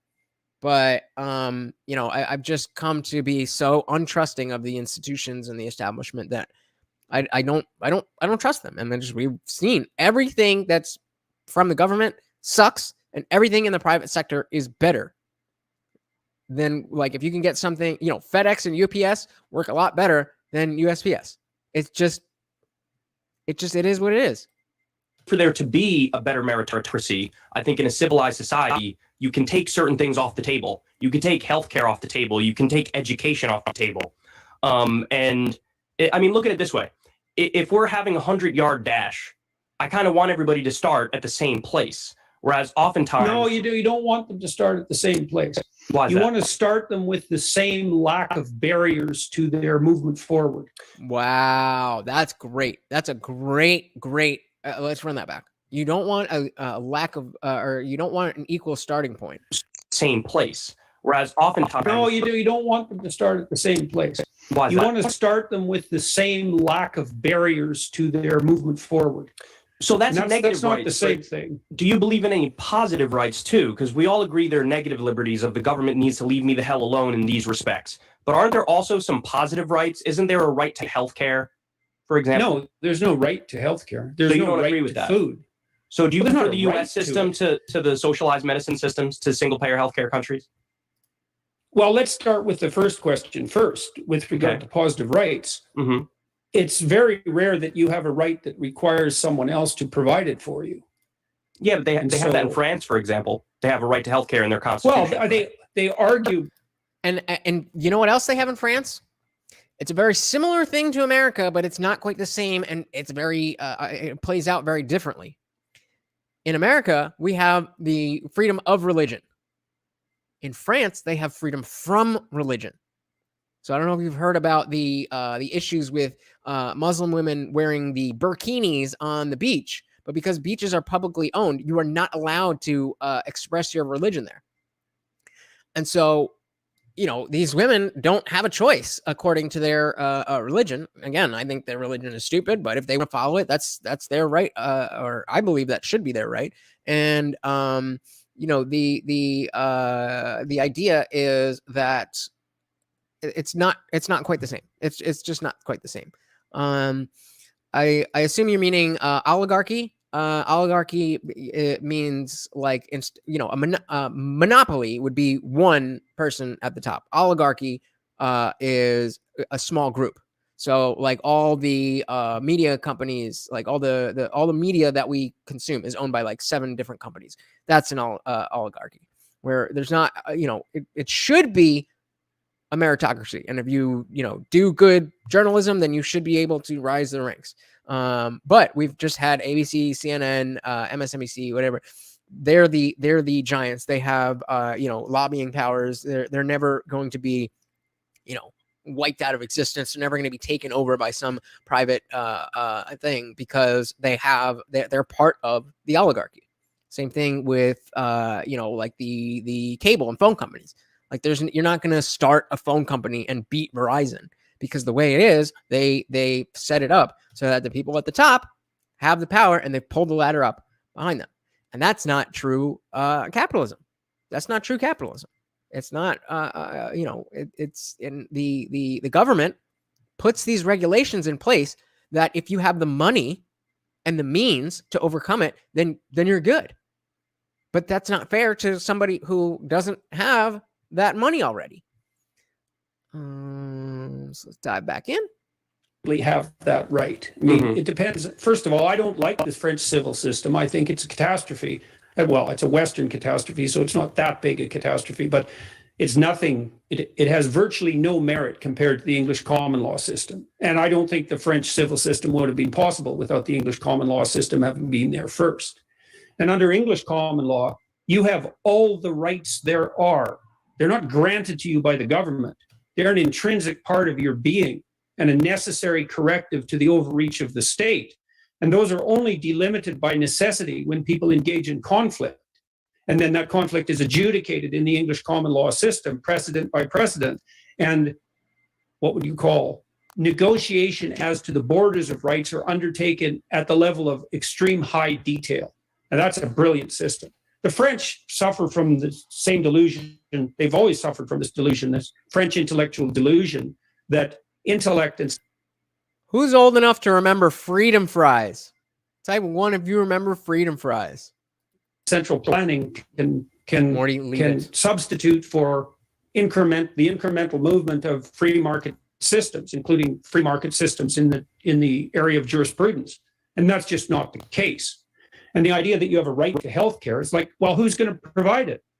You're going to force doctors to do that? And how are you going to do that exactly? With force. And so I'm not saying that. So that's the conservative argument against universal health care, is that if you're saying that it's a right, then you're implying inherently that somebody else has to do work for you. And I don't necessarily think that's a great argument, because nobody's making anybody do anything. Like if you're a doctor and you just become a government employee, then you're still getting paid to do the same job. Nobody's forcing you to do it, but it definitely, and then as is, like if you're broke and you don't have, you're not broke and you don't have insurance, if you go to the emergency room, they're not just going to kick you out. Like they will treat you. So it's not as simple as like, oh, poor people are dying because they don't, like, yeah, if you get cancer and you can't afford all these different treatments, that's a different thing. But if you break your leg, you go to the ER and you don't have insurance, they're going to treat you. Yes, you're going to have crazy bills afterwards, but it's not like they're kicking people out of the hospital. Healthcare isn't desirable. Oh, and I want to say that, when it comes to any, not even just healthcare, but when you're saying that it's a right that you have that somebody else does that work, then if that person doesn't do the work, the logical conclusion is you get the police involved, and now at the hands or at the end of a gun is where it ends, because you can get fined and arrested and this and that, but at the end of the day, laws are enforced by guns. Mm-hmm. Yeah, but it's the right issue here. That's what we're talking about. We're not talking about whether or not the government can and should intervene so that a healthcare minimum is provided to the populace at large. That's a different issue. The issue here is the issue of right. And rights are you don't want to multiply rights beyond necessity, because every right that you multiply puts the onus of responsibility on everyone as well. They're not cost free. And so what constitute rights is a very difficult thing to determine. I'm also not a fan of bills of rights. I think they're generally a mistake. Really? I like the English system much better. Okay. All right. Whoa. The Bill of Rights? I don't even know what to say. Let's see where he goes with that. Yeah, absolutely. So like the Bill of Rights, because the idea America, problem with like that? Not particularly. No, I think it's an inelegant solution. And the reason. Wait. Really? I like the English system much better. Yeah, absolutely. So like the Bill of Rights, because the idea America, problem with like that? Not particularly. No, I think it's an inelegant solution. And I didn't hear what he said. They're talking over each other. One more time. The idea problem with like that? System much better. The Bill of Rights in America, you don't like that. Yeah, absolutely. So like the Bill of Rights, because the idea problem with like that? Not particularly. No, I think it's an inelegant solution. And the reason for that is that under the English common law system from which the Bill of Rights was derived, you have all the rights there are. Whereas under a French civil system, which is, and that derivative of that is the American Bill of Rights, the government grants you the rights. And I don't believe the government grants you rights. I don't think that's how it works. I don't think rights are a secondary. So he's saying that, he's saying he doesn't like the Bill of Rights because it implies that the government is giving you rights. And I have to completely disagree with that.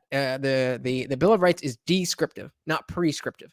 The Bill of Rights says these rights are inalienable. These rights you already have. These are not. I don't know if it explicitly says that, but the way it's written, it explicitly expresses that these rights are inherent to you as a person. They are human rights. They are not granted to you. They can be infringed.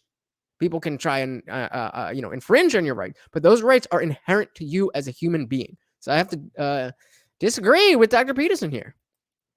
Derivative of a social contract. That's a wrong way of looking at it, because it makes the government and the social contract the source of the rights. And I think that's a big mistake. So you're not a fan of basically any positive rights. You think we have negative rights and that's basically the end of it, correct?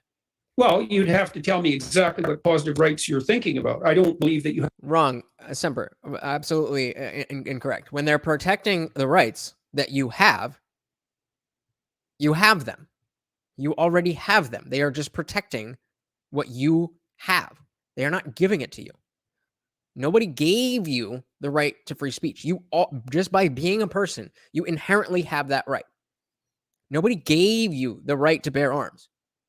You have that right as a human. That is what is prescribed, or excuse me, that is what is described in the Constitution and the Bill of Rights. That they're not saying because of the Bill of Rights, we grant you these rights. The Bill of Rights is saying, no. You as a human being already have these rights, and they shall not be infringed. Where are we? Trevin says, can't afford insulin, dead. Yeah. It's good point. I'm gonna cycle through these when we dive back in, but good point. Well, someone says, well, yeah, but they have to identify the rights we have. Fair. There's not a document of human rights that varies everywhere. Right. But the idea is that as Americans, we believe that it doesn't matter what your government says, that you are born with these rights. So if you are not an American, then you don't necessarily have those rights. But the second you step into America, you have those rights. It's not. It's a very specific turn of phrase. It's a very specific thing of granted versus inherently owned. I don't know. You know what I mean? Have a right to healthcare, even though obviously the more healthcare we can provide to people in the most efficient possible manner, the better that is for everyone. Now, healthcare is a tricky one because it's an unlimited domain, because almost everything can be shoehorned into the category of health. And so that's also a problem with regards to, let's say, delimiting what might constitute the right. I mean, you have a right to healthcare, you have a right to mental health, you have a right to physical health. Well, of course you don't. Obviously not. How could you possibly have a right to those things? No more than you have a right to food. It takes effort and time to produce food, and it takes effort and time for people to care for you. And so there's no right to that. Well, I guess when I'm talking about it, I'm just referring to it as a matter of funding. So do we have private companies that are interested in profit being the ones who provide the care, or do we have it as a matter of public funding? So instead of our tax dollars going to, I don't know, war, corporate bailouts, etc., our tax dollars would go towards funding people's health. Well, I can tell you what Canadians do when they're in a healthcare crisis. If they have money, they go to the States. It also works the other way too, though. There are people who go to single-payer countries because they can't afford healthcare here, right? I know. That's why I said that it was people with money that did it. Right. Okay. Yeah. I didn't say everyone could do it, and they can't. But when push comes to shove, you want to think very hard about whether you want to be in a situation where you cannot, no matter what resources you have at your disposal, get timely treatment for your wife's cancer. That's true, but to your point before, we do a wallet biopsy here. So you're rationing care by one metric or another. The question is, do you ration it based on need, or do you ration it based on wealth? You can't ration it based on need. You can't ration anything based on need. And that's another misapprehension on the Marxist side. Who the hell determines need? How in the world do you determine need? Somebody bleeding out in the emergency room, I think they take precedence. That's a facile answer. Is it? I'm asking a serious question. I thought I was giving a serious answer. No, you're not. Are you asking what is Jordan Peterson a doctor of? If that's what you're asking, he is a doctor of psychology. Or you're asking my dad? He is a vascular surgeon, like operating on veins and stuff. Yeah, Kyle stumped him. I'd rather pay for healthcare than my tax dollars go to never-ending war and the mic. I don't know what the mic is, but I agree with that. I agree with that, Trevin. But I also will. That's if you are here for our logical fallacies stream, then you would know that is a false dichotomy, because those are not the only two options. Those are not the only two options. There's other ways to do healthcare, to set up the system, than just either single payer or universal. And, you know, the idea that like we don't get a receipt for what our taxes go to. So we just pay the taxes and then we trust the government to spend that as they see fit. And definitely the military industrial complex takes a lot of that money. But that doesn't mean that if you get universal health care that we're going to pay less for the military. We're just going to have to pay more for healthcare. And I've never been to a doctor except to get my medical marijuana card. And since I was, the age of going to a pediatrician. So I'm not necessarily somebody who wants to pay for everybody getting healthcare if I'm not using the healthcare system. And I get it. I'm 30 years old. I'm 32 years old. Shit can happen. But if I've been paying into a system for decades and I'm not using it, it's like asking, why wondering why grandma doesn't want to, or not even grandma, but just the old lonely lady who lives by herself, why she doesn't want to pay, increase the education spending because she's not getting benefit from it. Indirectly, of course, but it's so indirect that it doesn't make sense for her to shell out extra dollars because of how little it really changes things. I'm right there with you, little toes. Taxation is theft, baby. Because when you're trying to parcel out need, you're dealing with multiple serious existential catastrophes simultaneously. And we don't know how to adjudicate the provision of resources based on need. So I can give you an example of that. Imagine you have a kid who's a single parent mother. Guys, can I get 2 more likes, please? Just 2 more likes, please. Minority, deprived family, unbelievably academically gifted and capable of benefiting from a high quality, publicly funded education. Or you have a kid who's got a form of cancer that is likely to be painful and produce protracted suffering over a lengthy period of time. You've got a finite pool of money. How in the world do you adjudicate between those two situations? Appreciate your little toes. And the answer is you can't. And that's only 2 situations, not the million situations that actually exist. And the way we do adjudicate between those situations is we use money. That is the mechanism for adjudication. And you might say, well, it produces all sorts of unfair consequences. And the response to that is, yeah, that's for sure. But that's not the issue. The issue is what makes you think you can do better? And there is no evidence that you can do better. And so the idea that need should take precedence, like that's fine in principle, although it's not. Who in the world could possibly adjudicate need? And that's what they tried to do with the central planning committees in the Soviet Union when they were trying to make pricing decisions. And sometimes the Soviet central planners had to make like 5,000 pricing decisions a day. They were trying to adjudicate need. Do we need more nails or do we need more hypodermic needles? Well, how in the world, and that's like 2 decisions, not 5,000. How in the world are you possibly going to compute that? So Travis says, my ex didn't need it till she was 30 and had a heart attack. We got knocks on my door from cops coming to collect a helivac flight she had no way of paying for. This system we have now is whack. Yeah, I got in a car accident and didn't even take I didn't call an ambulance. Ambulance showed up. I didn't take it, and I was charged $500. But we all know that even with gas prices as they are right now, it does not cost $500 to drive someone from here to there, no matter what the fuck you have in your vehicle.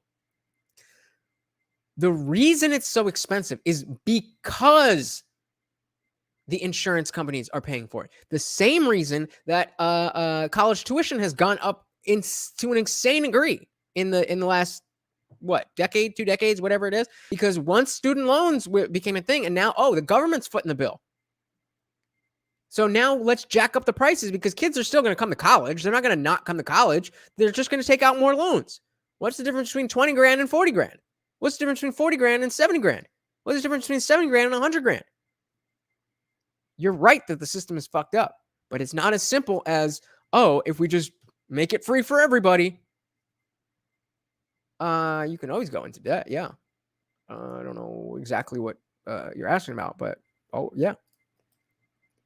And a lot of people are experiencing crippling medical debt, and it's I definitely again don't know too much about it, but the whole pre-existing the pre-existing conditions thing that was literally killing people, and people were paying into their insurance every month, and then they would have something happen. And then the insurance company would look for any little way to say, oh, no, this is a pre-existing condition, so we don't have to pay for it.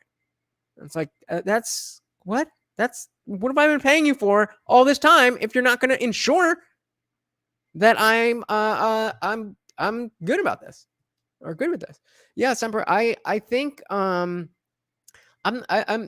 not really sure like how we got to how we got here from there. I would have liked for him to push a little bit more, but Kyle is he's an established channel, but compared to Jordan, he's definitely, you can tell he's like playing it easy and being a little, he's pulling his punches a little bit. Semper also says, I think we can agree there needs to be a statement of what rights the government will protect for us. Whether you want to call that giving us rights or stating what they will protect, it's the same. I definitely, 100% agree with that. 100% agree with that. Medicare for all would cost our country less than what we have now. A right-wing Koch-funded study came up with that conclusion. Okay, I mean, that, sure. I'll take you at your word, but it's not just, it's not a single, it's a multifaceted thing. So I'm not against Medicare for all. I just haven't heard a plan that would work in like integrating in the system that we have now. That's all. This is the other problem that the Marxists have in particular. The free market system is a giant computational device, distributed computational device, involving billions of calculations per second, trying to compute the transforming horizon of the future. Mm-hmm. And it can't be replaced by central planning, not even in principle. But don't you think there are some issues with that because profit's at the core of it? So just to push back a little bit, a study came out, Scientific American reported on this recently. If the United States had a universal healthcare system, like Canada, for example, during the COVID-19 pandemic, 330,000 more lives could have been saved. So in some ways, I agree. Well, I listened to a study like that, efficient. And I think no one in the world, there's no one in the world who can possibly produce a study like that with valid outcomes. You don't think that? And the fact that Scientific American reported it, not in the least. I've done 100 published studies. I know exactly how they work. And there's no possible way that you can produce a scientific study with that kind of conclusion, not unless you build it in from the beginning. So I'm inclined to agree with the notion that there's not enough information to make that conclusion.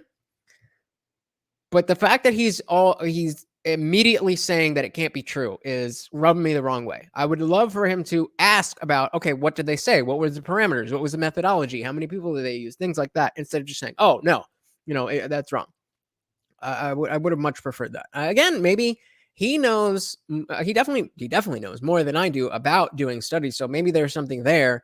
But I mean, again, if Scientific American published it, then clearly there's something to it. So I would have liked for him to at least ask more than just saying, oh no, that must be bullshit. Chairman says Canada did province by province. It took one brave enough to try something new here. US could just do it state by state and then nationalize once popular opinion a majority of states adopted. Yeah, but there's a reason that people, not my reason necessarily. Again, I'm not against Medicare for all. I just haven't heard a plan that would work in terms of how our civics work. I just I haven't seen it, And another thing is scale. The way that America works is not uniform, and that's why we have different states. So I would definitely be in favor of if California wants to try this thing and see if it works. And then, if other states want to adapt it, then sure, adapt it, whatever. That would be great. But I'm just still skeptical at this point in time. That's it. There's too many variables to take into account. So, and we're not also debating. I forgot what he was talking about. Hold on. Whether or not, in some sorts of published studies, I know exactly. Oh yeah, he was saying the study's bullshit. And there's no possible way that you can produce a scientific study with that kind of conclusion, not unless you build it in from the beginning. There's too many variables to take into account. Mm-hmm. So, and we're not also debating whether or not, in some circumstances, a public healthcare system is a desirable good. That's something that needs to be discussed at the level of detail. There may be situations where it's entirely good. I'm telling you some of the downsides. One of the downsides, I'm telling you what happens in Canada, is that if you're in a dire situation, it's not like having to wait 2 years. My dad waited 2 years for knee replacement, 2.5 years. That was exacerbated by COVID. It's not like that isn't expensive. He couldn't move. That's expensive. It cost him money. And there was nothing we could do about it. He was too elderly to be taken down to the States. It was too logistically complex. And so he was basically crippled for 2 years. Now that's costly. And Trevin, I would have to ask you what your response is to why so many Canadians come down to the U.S. to get healthcare if it's so great in Canada. It's great when they get to you, would be my response. But if you have a different opinion, please let me know. And you think, well, it's not money. It's like, yes, it is. It's money and time. Time equals money, baby. Now, lots of people in Canada are talking about a hybrid private-public model. That's what I think. That would have to be done experimentally and locally and carefully to see what the advantages and disadvantages would be. And the metrics would have to be established properly, right? So that's something, that's kind of what Trevor was talking about. But that's the way I would want it to go down, to be have a very basic level of universal healthcare. Very, very, very, very, very, very, very, very basic that everybody gets. Anything beyond, like ER visits and checkups, let's say those are covered. But on top of that, you need to, you need to pay. Otherwise, we'll have the medical system go down the same road as the DMV. Yeah, exactly. You have to figure out what it is you're trying to measure. Wait times might be one of them, because wait times are basically a proxy. We got the smooth cat, Luke Hazley, in the building. How are you doing, Luke Hazley? She said, hello there. I love Jordan Peterson. Two other professors I admire are evolutionary biologists, Heather Haying and Brett Weinstein. I'm familiar with Brett Weinstein, not so much Heather Haying, but I have heard that name before. They're very liberal, but also willing to hear the other side. That's what we need. That is exactly what we need. And that's why I am, I'm so excited to be going through this one, because Kyle is the same way. Kyle is very liberal. He's a progressive, but he is obviously willing to, that's where I heard it. Okay. I knew I'd heard it before, but that's why I'm very excited to go through this stuff with you. In terms of elective surgeries aren't covered in M4A. Rand Paul went up to Canada for a surgery. 43 million lost health insurance because of Rona. Yeah, I mean, I agree with you that the system is fucked. I don't think that we have the same we have very similar responses. I'm not disagreeing with you, but I'm a little more skeptical than you are. Expense. I already said the Canadian public health system seems to be more efficient than the American system in some ways, because American hospitals spend about 30% of their budget collecting money, right? Because having to keep track of everything that's being offered, having to charge for that, it's actually a tremendous administrative burden. And that does seem to be somewhat lessened, for example, in the Canadian system. And the big problem with the Canadian system, first of all, we don't know if it's sustainable. That's a problem. But the wait times are catastrophic, and it's chronically underfunded. Now, that may be an intractable problem because healthcare has an infinite demand. So, Trevor, this is a good question. How many of them come down here because for elective surgery because they we have really snazzy doctors? But exactly, that's the point. The point is we have better doctors, we have a better system. You just have to pay for it. And so when it comes to your health, then it makes sense that you would want better care even if you have to pay more. That doesn't mean that the system we have now is perfect. That's nobody's saying that. But exactly what you're saying right here is exactly why I'm skeptical that we should just be like Canada, because Canadians come here. And I'm not familiar with Rand Paul going to Canada, but whatever reason was there, it doesn't apply to the average citizen. So that's you're making your own point.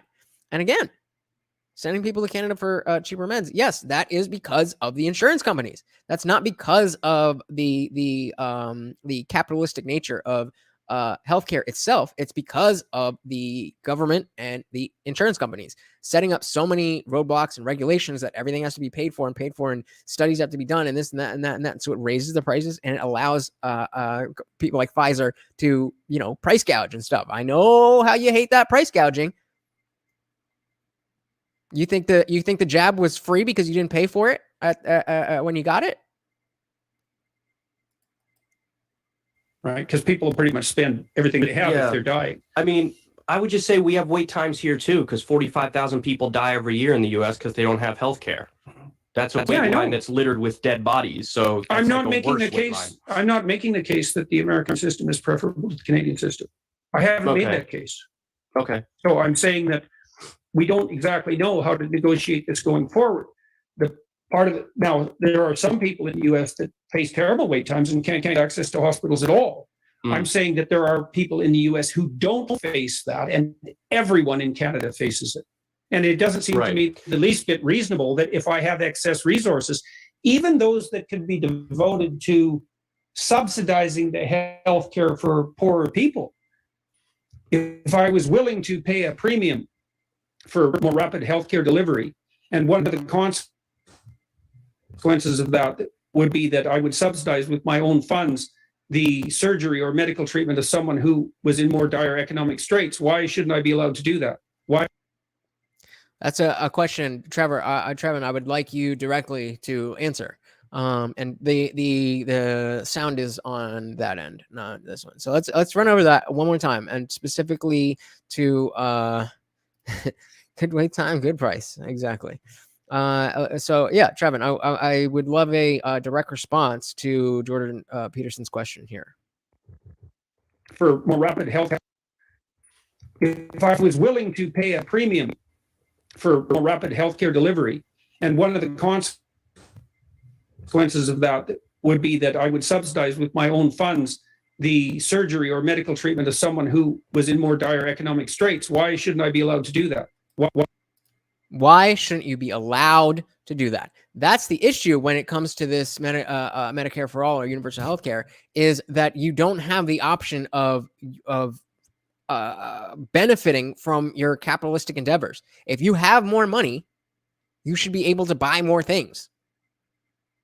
If you have more money and somebody else has less money and both of you are in need of medical care, then why should you not be able to use that money to benefit yourself? You worked for it. It's not anything against the other person. It's just about personal liberty. So I'll be waiting for an answer from Trevin on that one. Why not set up the system so that both of those would be possible? Like this arbitrary idea that, well, it's got to be public or it's got to be private. Yep. It's like, well, no, first of all, healthcare isn't one thing. It's 300,000 things, each of them differentiable and complicated, and each of them negotiated necessarily by people who are wise at a level of detail. And that's, I think, Trevin, where you're getting caught, that we're talking about medications, and I'm talking about more procedures. And so, like doctor said, it's 300 different things. So, and again, we agree that the system is not perfect. So it seems like you're trying to get me to say something that you believe, even though I kind of agree with you, but I don't fully agree with you. That's what I think. I hear you. Very much so. But remember from the logical fallacies, the alphabet soup or the word salad, he can sometimes be a little bit wordy. It's like, bro, just say it. She's right. She's got a round face. I'm not really amenable to a round face. I don't know. She's cute though. And then to work out, and with regard to these Scandinavian countries, these models, you have to remember, these countries have fewer people than some of your cities. They're very homogenous societies. They're much simpler societies than the US, which is just like staggeringly complex society.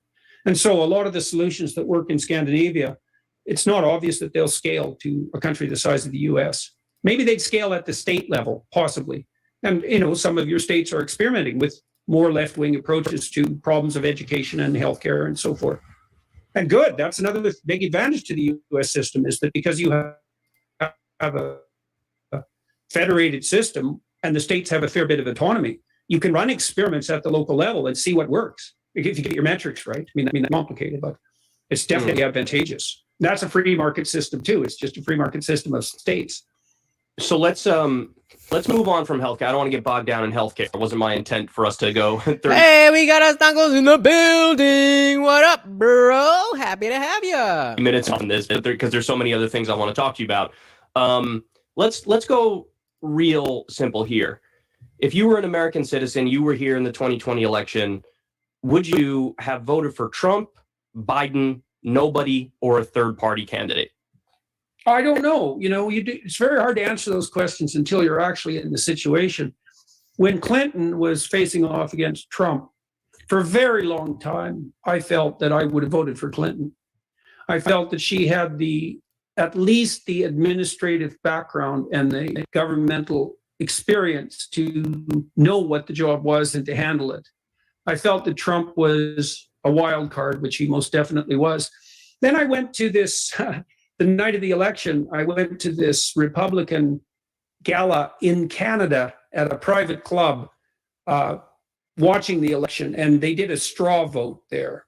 And in the straw vote, I cast my vote for Trump. And that surprised me. And it was something I sort of switched on last minute. And the reason I switched, I would say, is because I thought Clinton betrayed the working class. In fact, that's why she lost the election. It isn't something I just felt. That's definitely what happened. And so I thought, to hell with you. I'd rather have this wild card in here with his spontaneous lies than have you in here with your programmatic, powered, mad, driven, pre-authorized lies. I wish I would have thought along those lines, but I was just too brainwashed by the mainstream media that if Trump gets in, then we're all going to die, the world's going to end, and the everything that could possibly go wrong is going to go wrong. That's why I was for Bernie. And then the DNC fucked Bernie, and I was like, oh no, I don't know what to do. I have to vote for Hillary because we can't have Trump. And like I've said a number of times before, the most shameful thing I have ever done, and taught me never again to vote against anybody in an election. I will only ever vote for somebody. So I don't know. It's hard to tell what you do. And actually, yeah. So let's go back here. So John says, are you saying if you have more money, you should skip the line? Yes. Or we should live in a system where they should prioritize the patient that can afford it over a patient that can. Yes. So if we have the basic level of insurance that I'm proposing, the public universal insurance, then you're at one level. But if if you have more money and you would like to skip that line, then why would a doctor, a hospital, an insurance company, whoever it is, why would they not be allowed to engage in free trade? That's the question that I need answered.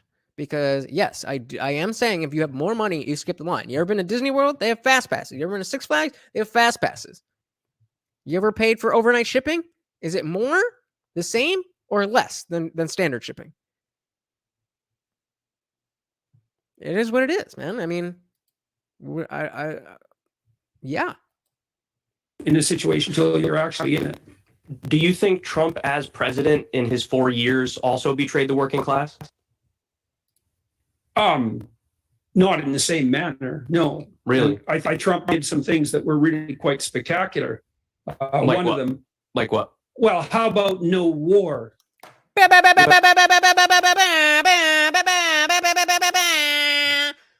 No new wars. Well, he did assassinate a top Iranian commander who was fighting ISIS I didn't on the ground. say that. I didn't say anything about assassination. I said something very specific. I would say that's an act of war. No, it's not an act of war. It's an assassination. An act To of kill war an Iranian commander?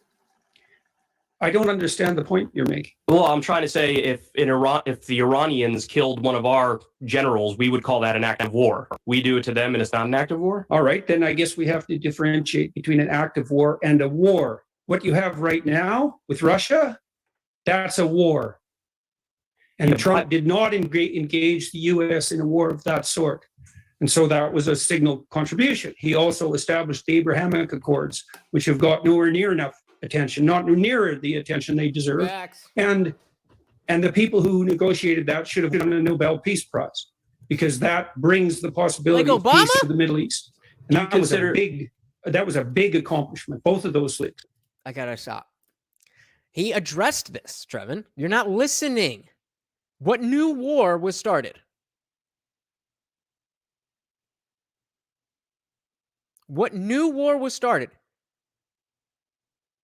The Moab was a response. Words mean things. And as as Dr. Peterson said, he's very particular with his words. That's why this is not him being stumped, because he didn't say he committed no acts of war. There's wars going on all over the world, and we are the powerhouse. We are involved in shit like that. What he said was he didn't start any new wars. Arguably, he stopped a potential war with North Korea. You need to listen to the words that are being spoken. So let's go back up a little bit.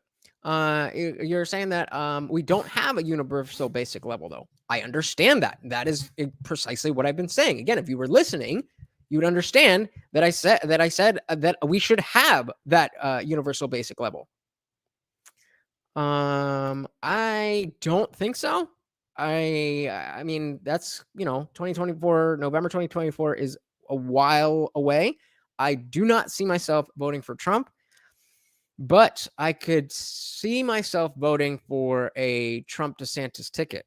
And I could see myself voting for DeSantis, but again, it's a long time.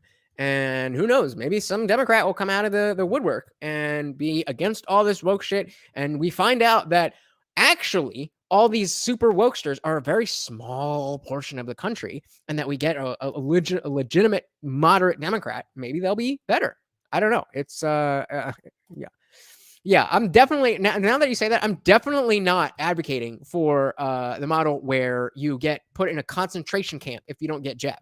So no, that is what you get with government overreach. They put you in a box, and they put a line on your porch, and you can't move over that line. Otherwise, you get arrested.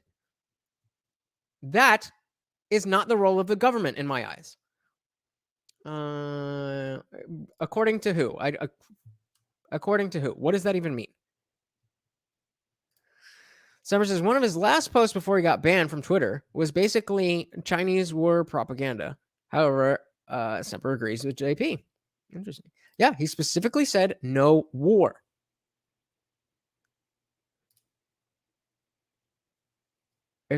Yeah, I think a lot of people feel that way.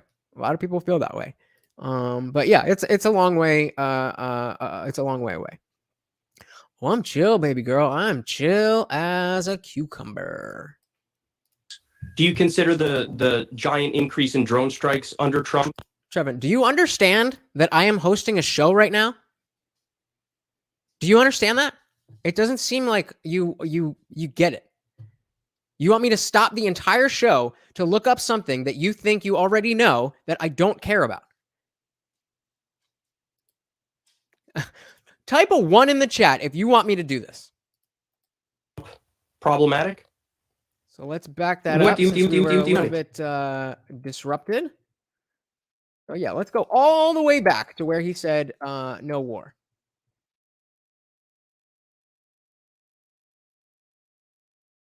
All the way back.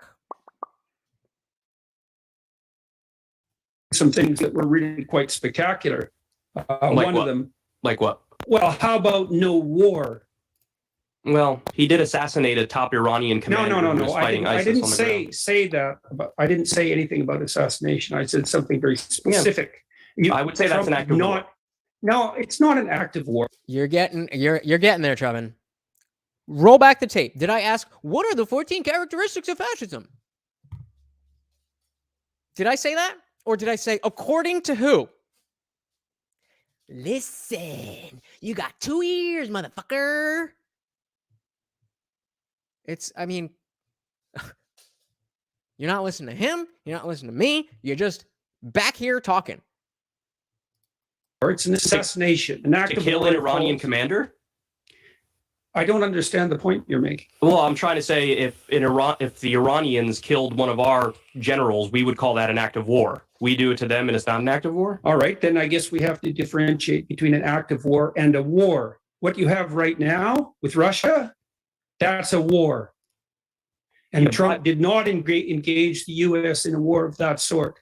And so that was a signal contribution. He also established the Abrahamic Accords, which have got nowhere near enough attention, not near the attention they deserve. And the people who negotiated that should have won a Nobel Peace Prize, because that brings the possibility of peace to the Middle East. And that was a big accomplishment, both of those things. Do you consider the giant increase in drone strikes under Trump problematic?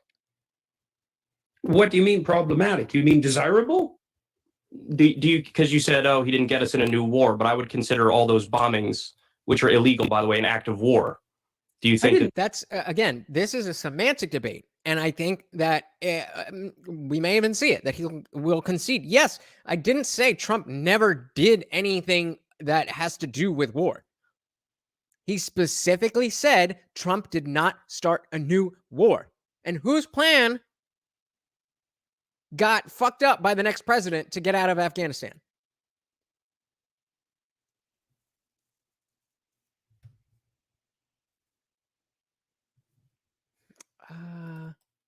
I didn't say that Trump's record was unblemished or that there weren't skirmishes of various sorts.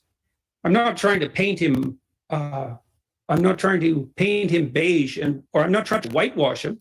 I'm perfectly aware of Trump's flaws and his advantages, but he didn't embroil the U.S. in a war. And you guys have been embroiled in a pointless war for what? How long now? Since the 1960s, one after another. And then the Abraham Accords are a big deal. And did he betray the working class? Well, I think that's in some sense it's a vague question. Hillary definitely betrayed the working class because she decided to go with the woke mob instead of the typical base of power that the Democrats had always relied on. So can I give you an example? Decision. Can I give you an example on Trump betraying the working class? Because there's a few things you could point to. First of all, there was net outsourcing of jobs under his administration when he campaigned as the opposite. The second thing is his number one legislative accomplishment was a 2017 tax cut where 83% of the benefits went to the top 1%. Everybody I know who likes Trump either works a blue-collar job and was making more money under Trump than they ever did under Obama, or it's, I mean, I guess it's a more social thing, but most of the people that I know personally are look I don't even pay attention to politics that much. All I know is that this guy got in office, signed some shit, and now I'm making more money. And that's all they care about, which is, fair enough. Well, tell us Trump 2024. How long was he saying China is bad? Make things here in the yeah, exactly. Acting like that is, and I'm not, not that come on, not that Trump was again, not that he had no blemishes on his record, as Peterson put it, but the idea is no president, no person, but especially no president is perfect. You're holding Trump to the standard of being perfect, and you're not holding Biden to any standard at all. So what are we talking about? Yeah. Exactly. I mean, I don't know what we're talking about. So those are two examples of, he campaigned as the anti-outsourcing guy. Then there was net outsourcing under his administration. And in fact, that same tax bill incentivized outsourcing. And then again, that tax bill mostly benefited the wealthy, and it didn't help the working class. So that's what I mean by betraying the working class. I think he campaigned in a very populist way, but in terms of how he governed, it was very sort of standard establishment Republican, just like George W. Bush, for example. Yeah, well, I don't have any real comments on that. Like I said, I'm not trying to whitewash the Trump administration. I'm just pointing to a couple of things that he did that he hasn't got credit for. Yeah, you should have got credit for. I actually enjoyed, you were on the PBD podcast, I think it was recently, and you made a comment that you found Trump whiny, particularly over the, common refrain that he can't stop saying he thinks the election was stolen. And correct me if I'm wrong, but your commentary was like, move on. Well, I think it's a strategic error on his part at minimum. I mean, Trump portrays himself and thinks of himself as a winner. And part of his attractiveness on the populist front was his unabashed, victorious persona, let's say. And he's the guy that gets things done, and he's the guy that wins. But apparently, the election was stolen from him. And so that begs the question, are you the winner and the guy that gets things done, or are you the guy that lets things be stolen from you? And the answer that Trump had always had was, well, I'm not the guy. I'm not that guy. I don't know who else I am, but I'm definitely the winner here. And I think that now campaigning as if he was the victim, let's say, of a plot isn't going to do him any good. I think it was probably a fatal decision from a strategic perspective because it's so off-brand. And that has nothing, that's completely independent of whatever virtue the argument about the stolen election might have. Well, I don't believe that the judiciary in the United States is so corrupt that the possibility of a valid finding on the election fraud front has been reduced to zero. I don't find that credible. And then I do think, so I also think that it's a mistake on that front. And it's a mistake for conservatives. It's a real mistake for conservatives to take that route because conservatives can't say all the institutions are corrupt and untrustworthy. That's what the radical leftists say. And populist conservatives tend to do that. And that really leaves them with nothing except maybe an appeal to public whim. And that's no way to govern. So I think that was a mistake too. You in your commentary, I do often hear a strong defense of our institutions. And I do feel like one of the common things that defines the current political era is definitely populism that bubbles up on the left through the vessel of, say, a Bernie Sanders, and even what I would argue was a fake populism that came up on the right with Donald Trump, where the agreement does seem to be, well, hold on, these institutions are really not working for us, and they're broken, and they're fundamentally corrupt. And, the genesis of it being you have this donor class of corporations and billionaires that donates to politicians, and then they get elected and do the bidding of that donor class and then the corporations. Do you disagree with that analysis? Do you think that that's just overstating the problem and the institution should stay healthy? Or I think it's partly a Tower of Babel problem. So I've been listening a fair bit. So I want to point this out because this is what I'm always talking about with the religious language. So the Tower of Babel is a story from the Bible where, as far as I remember, it was somewhere where people would just like wild out and party and whatever, and then they got in some shit because they weren't following God. Or I'm butchering the story, but that's the long and short of it, I believe. Correct me if I'm wrong. But let's see the value that he is espousing by invoking that story, and let's see if he could have done it without invoking religion when he's talking to the guy whose channel is called Secular Talk. So let's back it up a little bit. The problem and the institutions are actually healthy, or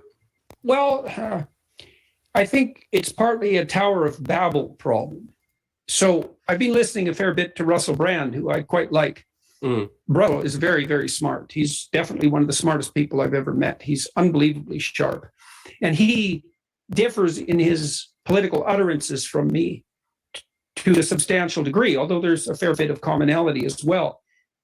He's beating the anti-capitalism drum in a manner that I tend not to. But there's a specific reason for that. And the reason is that Russell has realized that size is a problem.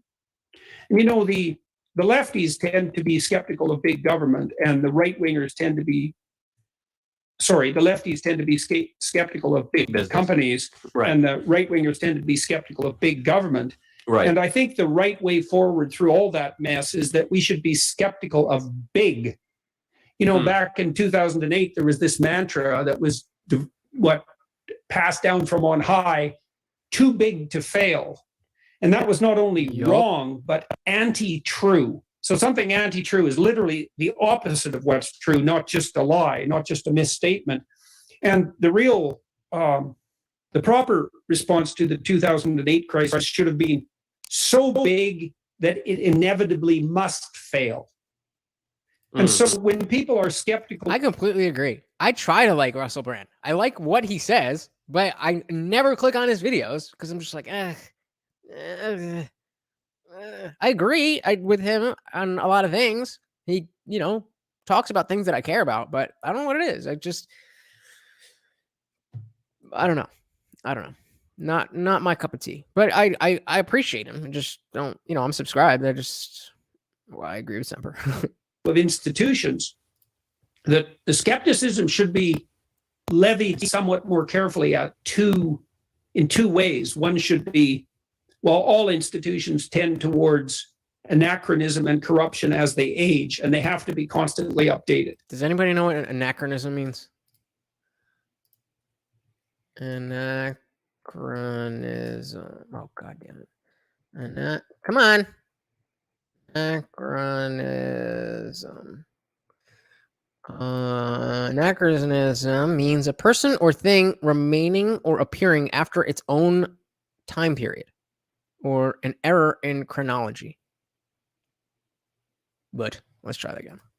So in two ways. One should be, all institutions tend towards anachronism and corruption as they age, and they have to be constantly updated. So you have a civic responsibility to attend to the organizations of your society. Okay. So local organizations, political parties, churches, business organizations in your community, you should be a member of those and participating in them to improve them. Now, this is a huge point of me always talking about religion. If the church is the only place in your community that you can get involved, but you don't believe in what they espouse. Let's just say that your local church is a hardline Catholic church, and you happen to be a gay person. You are now being and let's assume this is like I said, a hardline church, and they're not okay with gayness.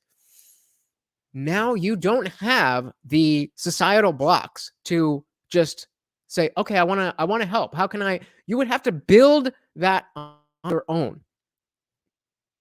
You would have to build it from the ground up. And so most people just don't. Most people just don't. So by, as Little Toes was saying earlier, by leaning further into the church, you are stripping those people who don't believe in the church from the values that come from that church. And we've gone on. I don't even know what the fuck his point was with the Tower of Babel, but I don't see anywhere why religion was necessary to make that point. Why? Just speak about the values. And then then there's nowhere for anybody to go and poke holes in it. Oh, well, the Tower of Babel, that was Babylon wasn't real. That was just a story. And again, I'm smart enough to understand there's something there to understand. I assume you guys, if you're not religious, can see that there are religious things in the world that help us in general. But too many people are not able to get past that. And so any one of those people who were watching this and were on board with him all along, and now he's talking about religion and they just blank out. Why? Why are you doing that? Why are you sabotaging your own points? And that's just the lot of mankind. The old dead uncle as a very common mythological motif. And then the other problem is the problem of scale. And it seems highly probable that once institutions reach a certain magnitude, their mere size tilts them towards an authoritarian egotism that's dangerous. Mm. And so I can't see why the right and the left can't agree on this, that what we have here is a problem of scale. So would you have responded to that 2008 crash by breaking up the big banks? Because that is something the right and the left do agree on. Anti-monopolists would agree on that.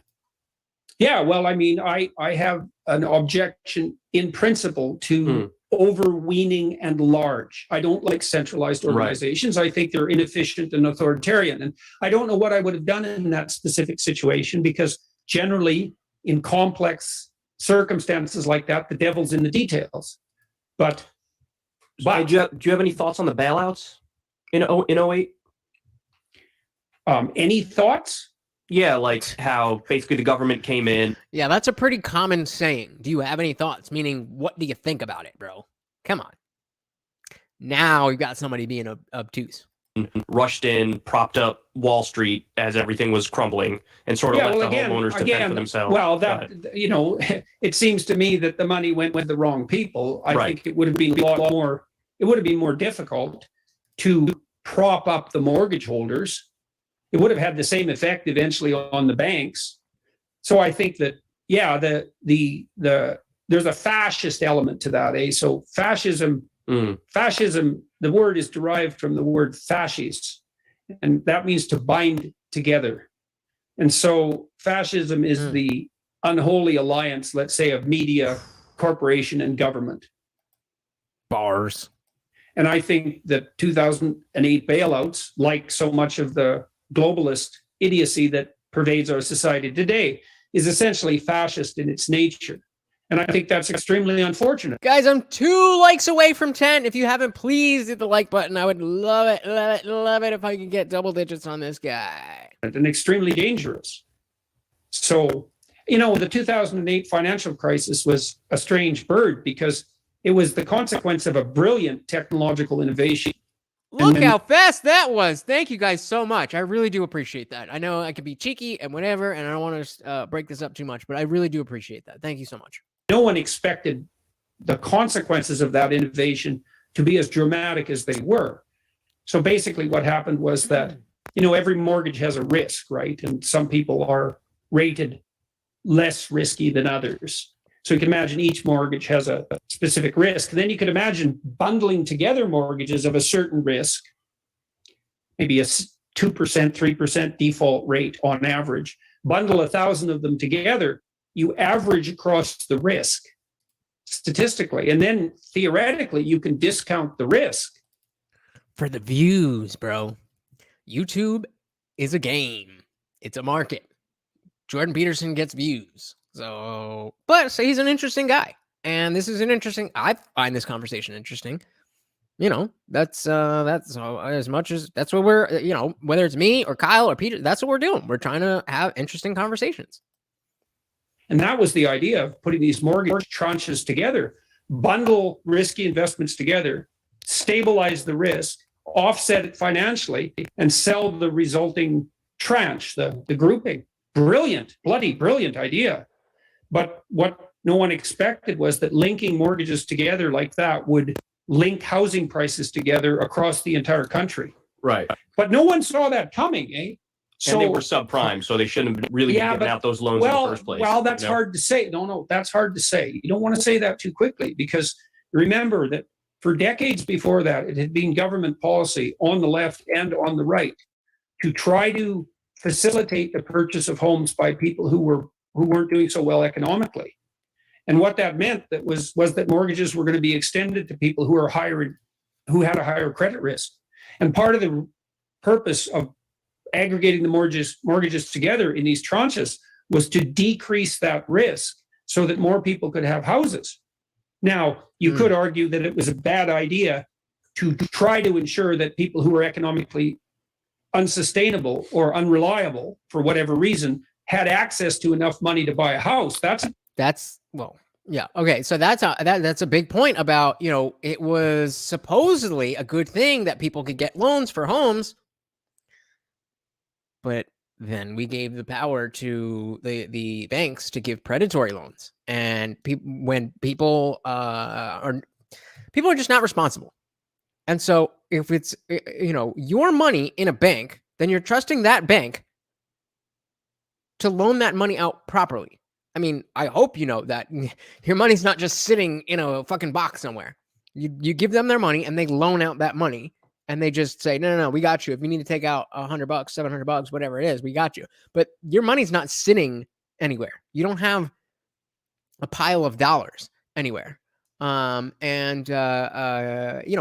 was a very liberal thing that seemed nice and fun and helpful on its face.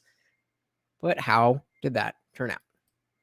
Different issue. But both the Democrats and the Republicans decided that was a good idea. And a big issue is the ratings agencies lied because they were bought off. So they would say, Trevor brings up a good point. This was not free. I had to pay $5 to get this. So if anybody wants to hit those support links, I would love it. Oh, these are rated AAA, which means they're the safest investment you can do, when very clearly on its face, it was not a safe investment. Well, it was a risky investment. They looked safe to begin with, because when they bundled the mortgages together, they did discount the risk. But what happened, this is another unexpected consequence, is once the risk was lowered, the banks were incentivized to take on even more risky mortgages because they believed they could now discount the risk. And then that just got out of control. Yeah. And some of that was corruption, obviously, and some of it was collusion with the rating agencies. But you also have to understand that running a rating agency is no simple matter. Well, Toes, unfortunately, you need 1,000 subscribers and 4,000 watch hours to be monetized. So you cannot send a super chat, but right across the bottom right there, TheIndianJesus, Venmo, or CashApp. There's also PayPal in the description and my Bitcoin address. If you would like to do that, that is totally up to you. And if you're smart enough to rate the reliability of investments, you're smart enough to go develop your own investment portfolio and make a fortune on your own. And so the regulators are always going to be playing a losing catch-up game with the real financial geniuses and innovators. Well, they were paid by the people they were supposed to be rating. So there was a conflict of interest, right? They were incentivized to say, oh yeah, these are rated AAA, and really it was just a big ruse. People were playing hot potato with very toxic assets. It wasn't just a big ruse. There's a moral hazard there, and it's not trivial, right? I mean, your raters should be independent, obviously, and so your point's well taken there. But there were many factors that went into that catastrophe, and some of them weren't. You can't chalk it all up to corruption. And I wouldn't, because it was complicated. And like I said, that bundling the mortgages together, that was a really smart idea. And no one really did think that, because the theory was that housing prices across the country were going to remain uncorrelated. Right. And they always have. It wasn't until the mortgages were linked together with these new financial instruments that housing prices started to move in sync. And that's what sunk the market. But no one saw that coming. See, remember at the beginning of the conversation, we were talking about the danger of new ideas. You present an idea like that and you say, look, we figured out a way to specify risk and to decrease the investment risk of loans given to people who are less financially stable. Jesus, everybody be clapping about that, because it means you can get poor people into houses. But then the unintended consequence was the whole housing market collapsed. No one saw that coming. Yeah. More liberal, progressive stuff going well for America. Yeah. I guess I struggle with that in this sense. I don't want to presuppose an end of history analysis where we assume that we already sort of maxed out on our potential in a sense. So we always have to be open to new ideas. It's just they have to be intelligent new ideas that can be tested and verified. Yeah, well, that's the big just. Yeah, of course. Yeah, that's all the devil's in those details. I agree. Yeah.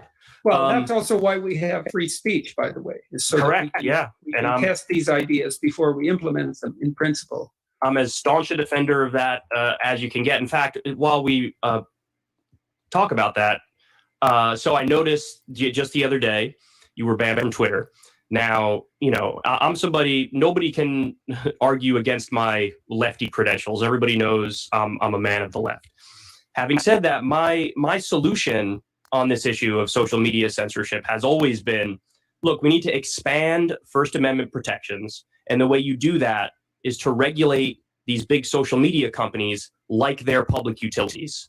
So if you do that, then basically you're saying this is the new public square and people can speak their mind here. Now that doesn't mean, of course you can't, dox people or do direct threats of violence or anything that's actually illegal will Doxing is not illegal. It's just very immoral. Remain illegal. But outside of that, you can't censor people just based on political opinion. So, I definitely wouldn't have banned you, suspended you, etc. But I do have a question about that specific tweet that did get you in trouble because, you said something to the... I love the response. Ready? He said the tweet that got you in trouble. I love the response. Effect of... well, I don't know if it got me in trouble.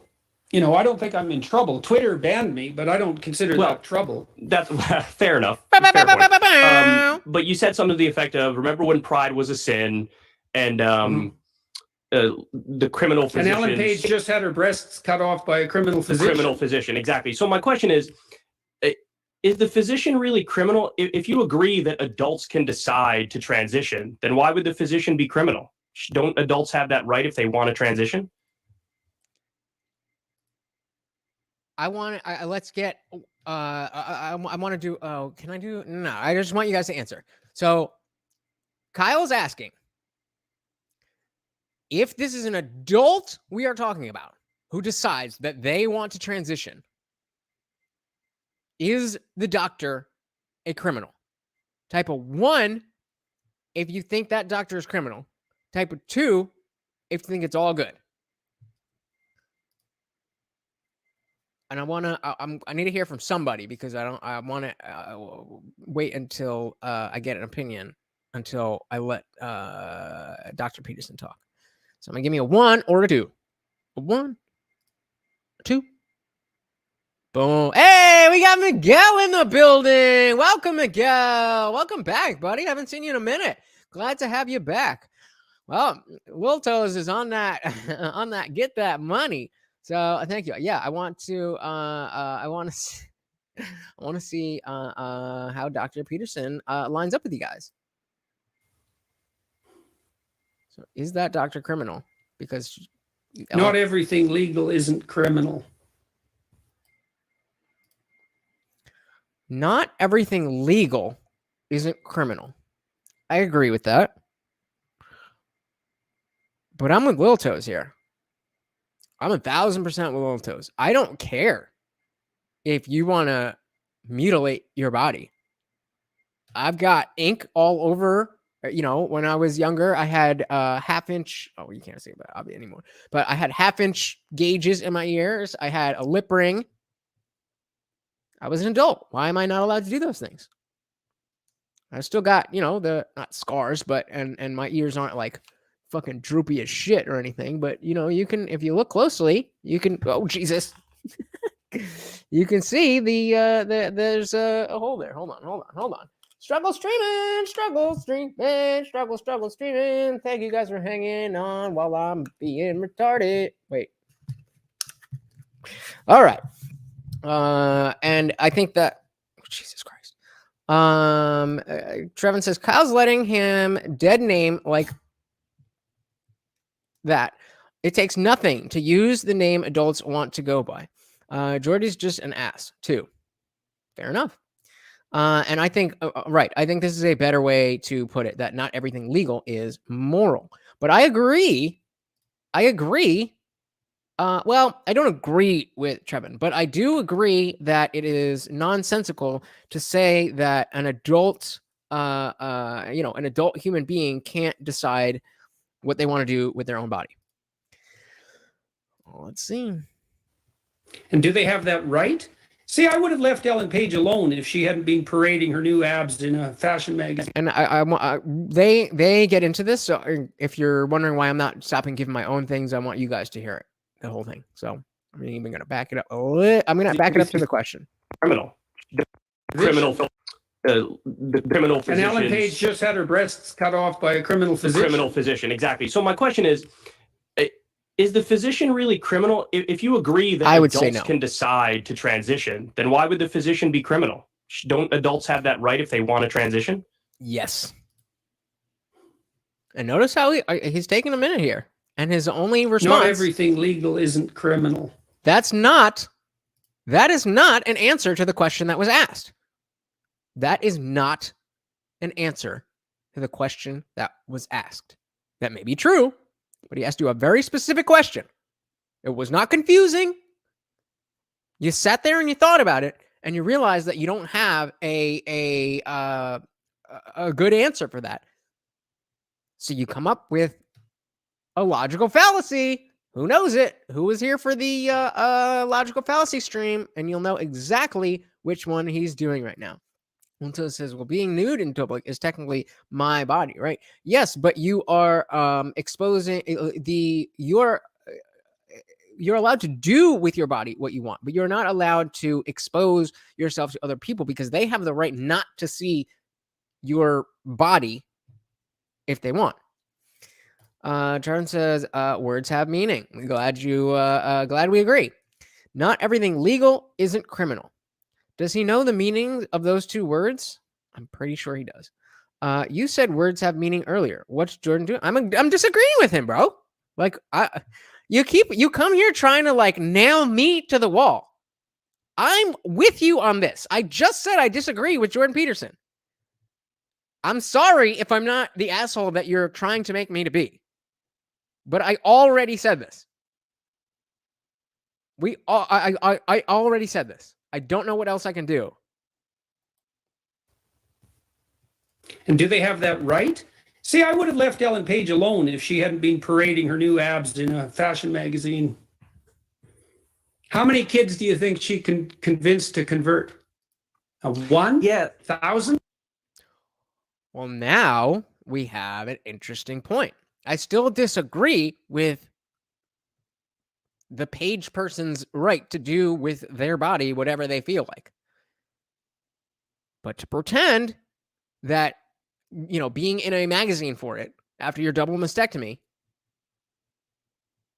doesn't has an impact on people. That is absolutely a valid point. 100%. It's a good movie, though. It is a good movie. No, not yeah. No, really? I want to respond to that. All right.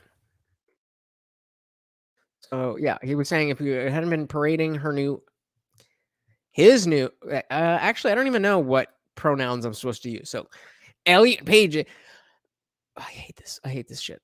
The abs in a fashion magazine. How many kids do you think she can convince to convert? A 1? Yeah. 1,000? No, not, See, yeah. No, Really? I want to respond to that. I Yeah. think that with the trans community, it's very similar to the gay community, where back when that first became a big issue, people thought, oh, if we talk about it, if it's in magazines or whatever, we're promoting kids to go down that path. But really what happened is people are who they are. And if That they're is what gay, they just happened. decided to be No. like, yeah, I'm gay. And they were just more open and honest with themselves. So I don't think you're promoting people to do that. No, You're that's just not saying, what happened. if you You're are that, it's completely okay. wrong. See, now I disagree with Kyle. This we've seen how the especially if you've watched What Is a Woman, that we've seen the emergence of social groups of young women, young girls, really, teenagers, 13, 14, 15 years old. They all become non-binary together. It's a social contagion. And maybe one of them is legitimately, not, maybe one of them genuinely has gender dysphoria. But for all 6 of your friends to all be part of the 1% of the population, I don't really know what it is, don't quote me on that, but the small part of the population that actually is that doesn't align with their biological sex. Come on. Okay, well, You're utterly I'm wrong. listening. There's I'm nothing listening. about that that's right. So explain. Well, I'm there's been listening. an absolute look. One of the reasons that I opposed Bill C-16 in Canada to begin That was the original one that said you have to call students by their preferred pronouns, that he said you cannot compel speech. with, this pronoun compelled speech bill, was because I knew perfectly well what was going to happen when we introduced confusion about gender identity into the. And so I'm gonna run it back because I want you to hear this again. But again, that logical fallacies stream. If you're not familiar with logical fallacies, you definitely want to check that one out, because I'm gonna be talking about logical fallacies moving forward, assuming that y'all understand it. This is what could be argued as a slippery slope fallacy. But I would argue that it's not a fallacy. It's simply a slippery slope, because we're already at the bottom of the slope. We already have people saying that 3-year-olds, that infants, should be able to transition and take puberty blockers.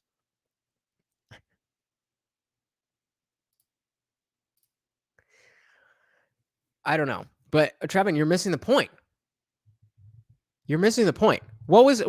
Can you tell me why it matters, the difference between Elliot Page abs on Instagram and Elliot Page abs in GQ? Can you answer me that question?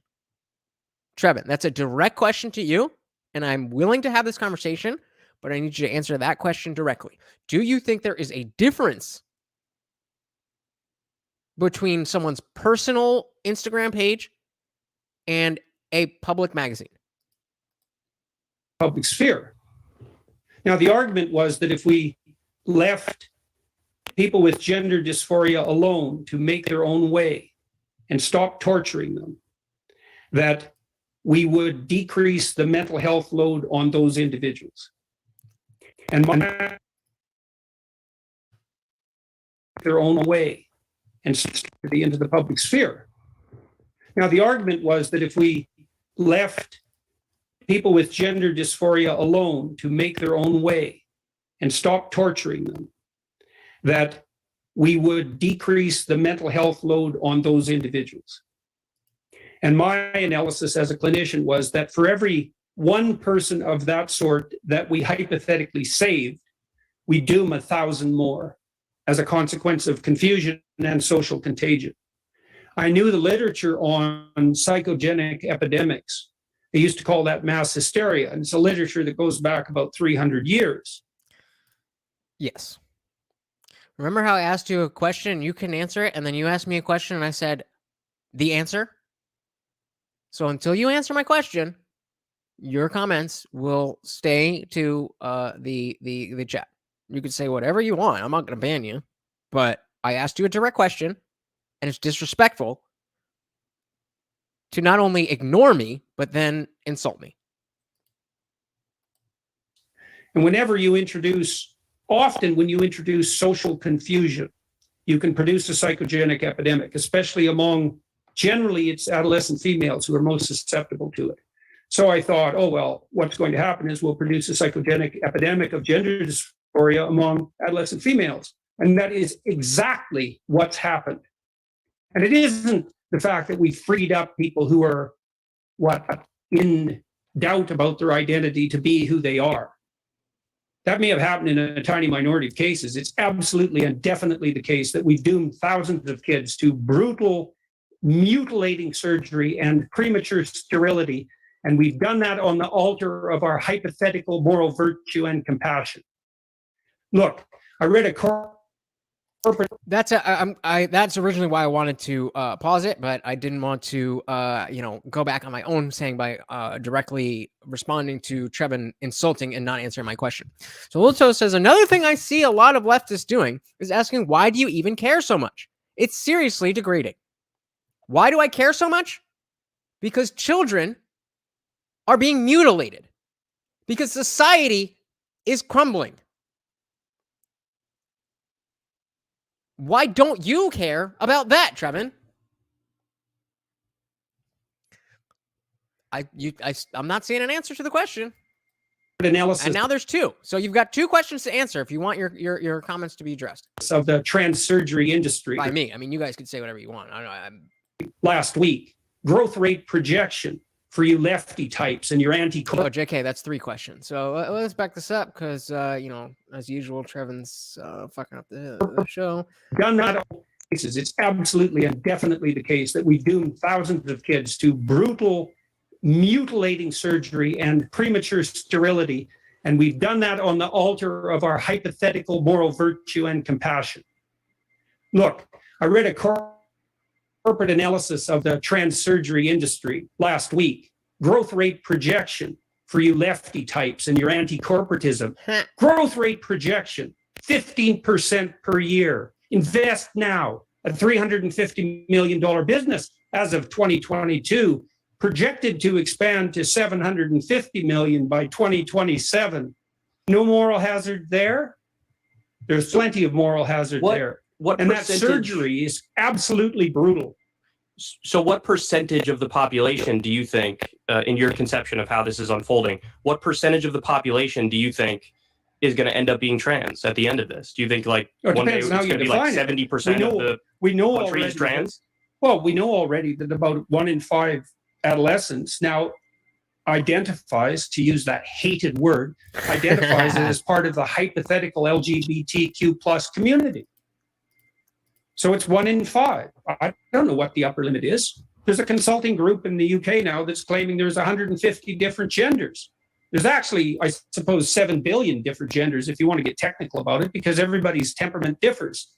But I don't know what the upper limit is. And I have no idea what the upper limit is for this surgical intervention. We'll see. But I don't find it the least bit acceptable. And if you think that your compassion is demanding that you extend your pity to the LGBTQ plus community at the cost of sterilizing children, you should think again. You're on the wrong side of this, and not in a trivial way.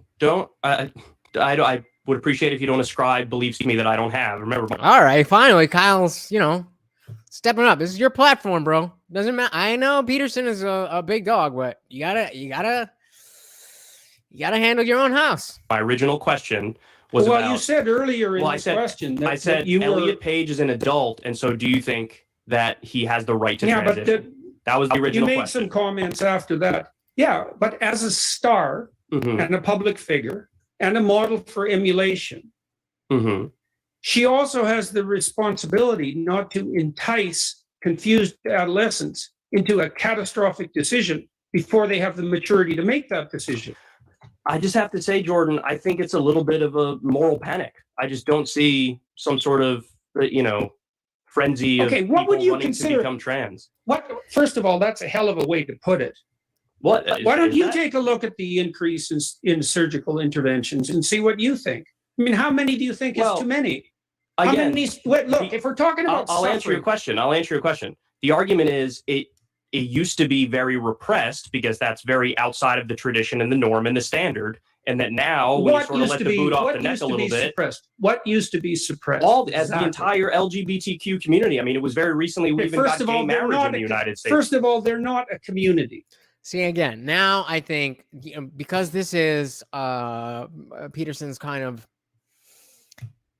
it's a sensitive spot. He's, again, getting pedantic. Well, they're not a community. Is that relevant, dude?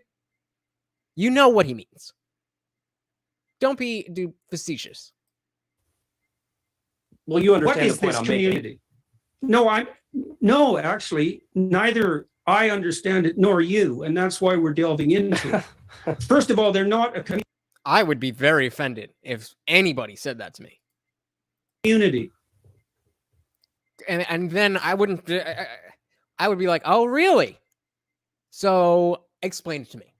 Kind of like, there's somebody in the chat who's throwing a bunch of bullshit, and then I ask questions so that I can find out. And if they decide that they don't want to engage in a adult discussion, that's fine.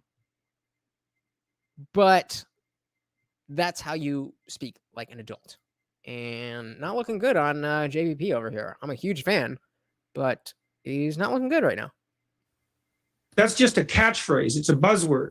And I'll tell you something else, that almost all the kids who are undergoing surgical intervention, the clinical literature is absolutely clear on this. 80% of kids with gender dysphoria identify as homosexual when they mature. 80%. And that means the vast majority of people who are being converted surgically are gay. Now, how is that? Hell no, you ain't black, bro. Hell no. You central to the party. Why are you typing comments that aren't coming up? I see this one and I saw one before. But that's all I've seen. But hell no, you will never be black, brother. Hell no. An advantage to the gay community, precisely. No, see, I'm not taking a position in any way, shape, or form on the kids because I don't know the first thing about this to comment on the kids. Well, but see, that's why we're having this conversation, though, is because my original question was about the adults and what your take is on the adults. And it sounds to me like, let me ask you guys, would you ban transition surgery for adults? Great question. Because, again, Peterson is not answering the question of should an adult be allowed to transition if they want to.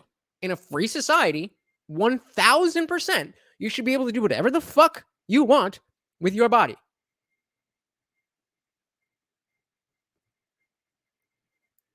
Period.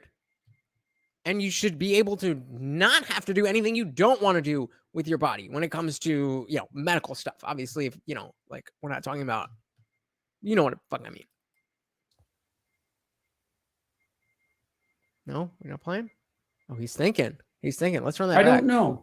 Let's think really? back. Interesting. Why we're having this conversation, though, is because my original question was about the adults and what your take is on the adults. And it sounds to me like, let me ask you guys, would you ban transition surgery for adults?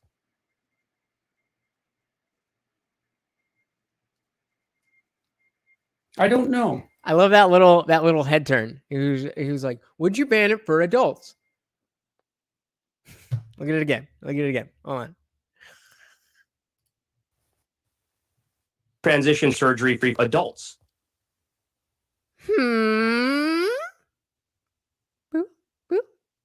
I don't know. Really?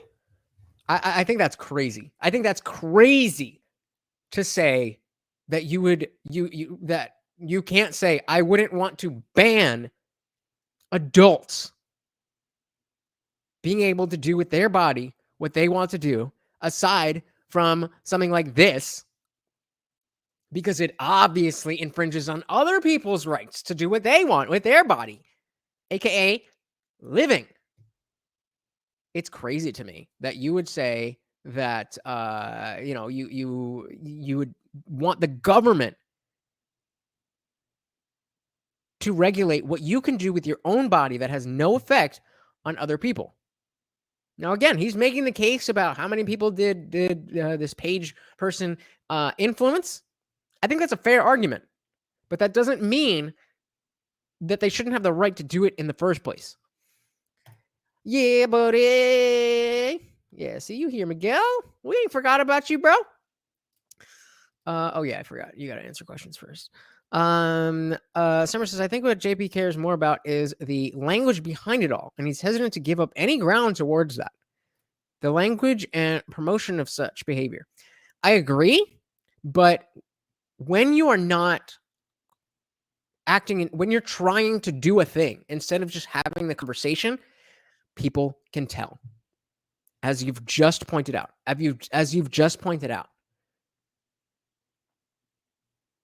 People can tell. So even whatever and it's ridiculous that he's never thought about this before.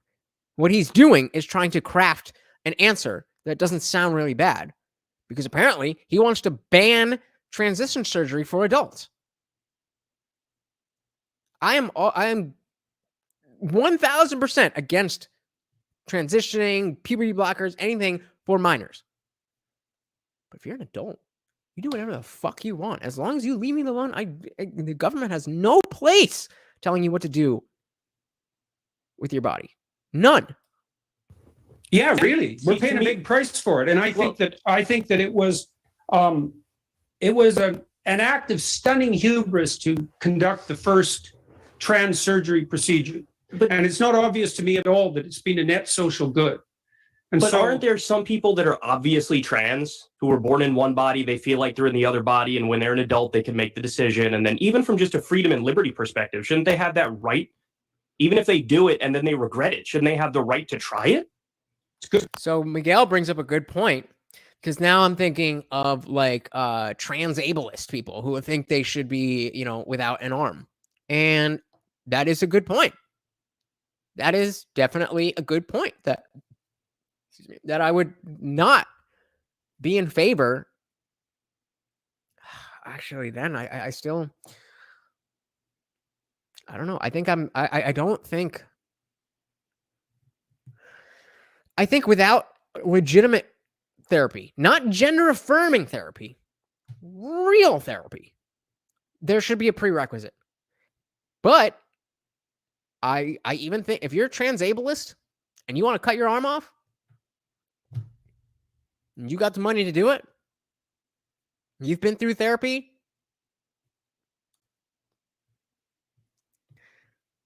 did I wince? What did you say? I didn't win. I didn't wince at that. I was saying, yeah. I was saying definitely because earlier it sounded like he was gonna twist his argument, and he just said he doesn't know. I still think that's crazy, but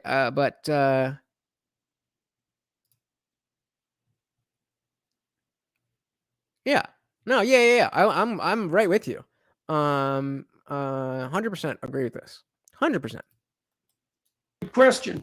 I mean, it's a tricky one, right? Because there's all sorts of surgical enhancement procedures that are it's not obviously appropriate to make them illegal. And I don't know exactly where the cutoff line is, so to speak. And that's partly why we're having a public discussion about it. But this entire argument, in many ways, is stated so idiotically that it almost defies description. I mean, what do you mean feel like you're in the wrong body? What kind of measurement is that? Now, hang on a sec. There are rules for these sorts of diagnostic decisions. Mm-hmm. Okay. The rule is that you have to make a valid and reliable diagnosis. That's if you're diagnosing depression or anxiety or obsessive compulsive disorder or cancer or anything like that. There are standards that you have to abide by in order to make a diagnosis, in order to fulfill the obligations of your professional college. If someone comes to you and says, I feel like I have lung cancer, that is not sufficient grounds upon which to formulate a diagnosis, much less proceed to surgery. Mm-hmm. And so the question is, what do you mean by feel? What is that? Is that an emotion? Is it a motivation? Is it a philosophical conclusion? That's a very interesting point. And it goes back to what Miguel was saying about doctors are licensed and regulated to help people. And so if you feel like something, what does that mean? And that's why the therapy part, the real therapy, not gender affirming therapy, is I think a necessary step. A necessary step. I don't see why. I don't see why it wouldn't be. I don't see why it wouldn't be. What is it? Let me explain to you what I mean. So I've been doing my show for about a decade, and about 2 or 3 years into doing my show, there were, some stories here and there that I covered about the trans issue. Somebody who is trans reached out to me and explained to me in a very straightforward way, yeah, look, I was born biologically female. I feel like I'm biologically male. My reality never lined up. Well, I'm just explaining what they said, and you can respond however you like to respond. And they told There you go. There you go. Set them straight. Set them straight. This is your platform, bro. Told me as soon as I got the surgery, changed the way I dressed, changed the way I appeared, I felt phenomenally better. And so that's why, at least for me, this was the answer. Now, I think it would be incredibly arrogant for me to say back to that person, no, you shouldn't do that, or I know better than you do for yourself. Now, that's not to say that every time somebody does this, it works out well, of course, because everybody's an individual. But in some instances, that's the answer. So, me as a simple outsider, I just look at it and say, hey, whatever floats your boat, and if it works, it works. Look, most of the time, my attitude is you can go to hell in handbasket any way you choose if you're an adult. Now, this problem is complicated and compounded by the fact of the necessity of medical involvement and the ethics on the medical front. So when you asked me about how that should be regulated, my answer was, well, I'm not exactly sure about that. Yeah, although it isn't obvious to me that it's obvious to me that the trans surgery enterprise has gone way too far, thousands of people too far. Yep. And so real quick before we move on, Spur has a good comment here. I think people saying, I feel like it's sort of a new trend as of the last decade or two. I don't know where it came from, but I don't like it and catch myself doing it. I used to a lot more, but for this exact reason, I very, very specifically don't say that unless I'm specifically talking about a feeling. Like if I feel sad, I feel happy. But even saying I think, because I think that was your the next comment, right? I think over I feel. Get rid of them both. Get rid of them both. Say what you say. If somebody has an issue with it, or if you're wrong, you should welcome that they are going to correct you, but speak your truth. If you think something, then you can just say it. I think people should do this. No, people should do this. If you're wrong or people don't understand, they can ask, why do you think that? And as long as you've thought about it before you're prescribing things for other people to do with their lives. Exactly. I'm certain that it's harmed exponentially more people than it's helped. Now, and I also say with regards to that story, an anecdote is not data, and it's not something that you base diagnostic decision on in any case. Fair enough. So, anecdotes are anecdotes. That is true. Yeah, well, and that's especially true when you're talking about diagnosis. Now, we're in this weird situation where with this anti-conversion bill legislation, let's say, it's now illegal, essentially, for mental health professionals, physicians as well, to talk to anyone who's young about their so-called gender identity, which is, by the way, a complete load of rubbish for all sorts of reasons, which we could also get into. It's illegal to talk to them about that unless you're going to affirm what they feel. But you can convert them surgically. So think about that. We've made talking about conversion illegal, but we're promoting surgical conversion. And everyone thinks that's moral and decent. Well, I don't think so. Not in the least. I think it's appalling. But you should not be prescribing legislation based on what you think is appalling alone. Like, yes, things that are, evil, let's say, are appalling, but that's not the only reason that you would be prescribing people not to do it.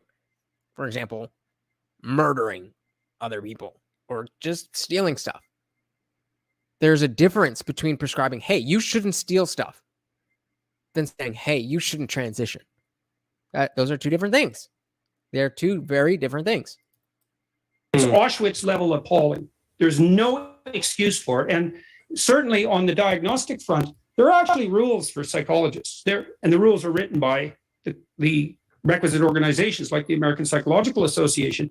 You are required by the laws that govern your conduct as a profession to use only valid and reliable means of diagnosis, period. And among psychologists in particular, what that means is extremely well delineated. Like a big five. And what your client feels, that is not a valid or reliable measure.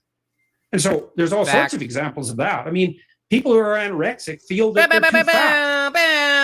So why not strip the remaining flesh off them surgically? Why is that different? Because they definitely feel like it. I mean, I've had anorexic clients, and I spent some time with one client. About 6 months, she came to lunch with me to eat. I watched her eat and encouraged her to eat. And I did this routine with her at one point. I had her look at her thighs. She was quite a slight woman, small, about 5 feet tall, so small woman, and extraordinarily thin because she was anorexic. And I had her sit beside me and to look at her thigh and mine. And I asked her which of them was larger. And mine was like at least 50% wider, obviously, like visually, absolutely obvious. And we got a Jamie Dean in the building. Yeah, that's what the Discord's for, buddy boy. But glad to have you, or buddy girl. Sorry. Looked a lot, 10 minutes, I would say. And she said, well, I think she thought hers was larger. And so I said, okay, I'm going to do something. You watch me very, very carefully to make sure that I missed a part. I was taking a piss. I got to run this back. Sorry. About 6 months. Why is that different? Why not strip the remaining flesh? So again, the comparison is, an anorexic person and somebody with gender dysphoria, and they're talking about affirming therapy. And so if it's okay to affirm your gender, then why isn't it okay to affirm your body image? Good question. I don't have a good answer, so let's see if Kyle does. Off them surgically. Why is that different? Because they definitely feel like it. I mean, I've had anorexic clients, and I spent some time with one client. About 6 months, she came to lunch with me to eat. I watched her eat and encouraged her to eat. And I did this routine with her at one point. I had her look at her thighs. She was quite a slight woman, small, about 5 feet tall, so small woman, and extraordinarily thin because she was anorexic. And I had her sit beside me and to look at her thigh and mine. And I asked her which of them was larger. And mine was like at least 50% wider, obviously, like visually, absolutely obvious. And she looked a lot, 10 minutes, I would say. And she said, well, I think she thought hers was larger. And so I said, okay, I'm going to do something. You watch me very, very carefully to make sure that I'm not performing any trick on you. So I put a piece of paper under my leg and a piece of paper under hers. And I just traced my thigh. I traced my thigh on the piece of paper first. Then I put it under hers and traced her thigh.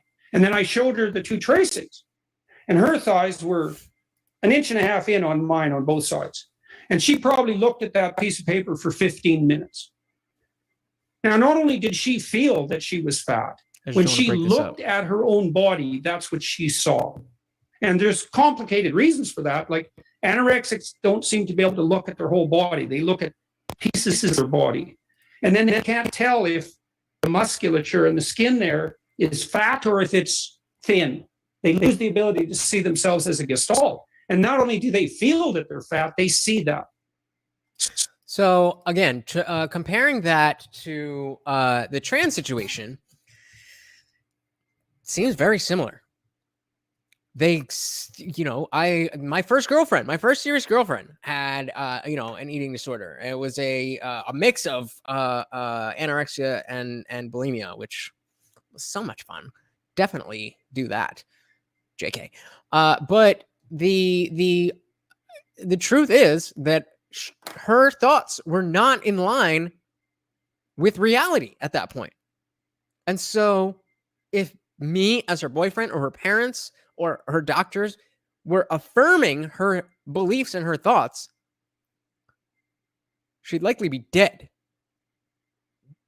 She'd likely be dead. Then we see, first of all, that the self-deletion rate of trans individuals goes up after surgery. We look at the effects of people who want to detransition. We look at the effects of people who JBP was talking about earlier, who, if left alone, usually just turn out to be cis homosexuals. So he makes a solid point.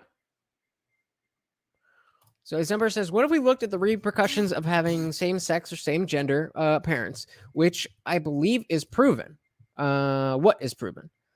Could we then say it's an issue? Kind of playing devil's advocate. I'm not really sure what your question means in this context. If you can clear that up.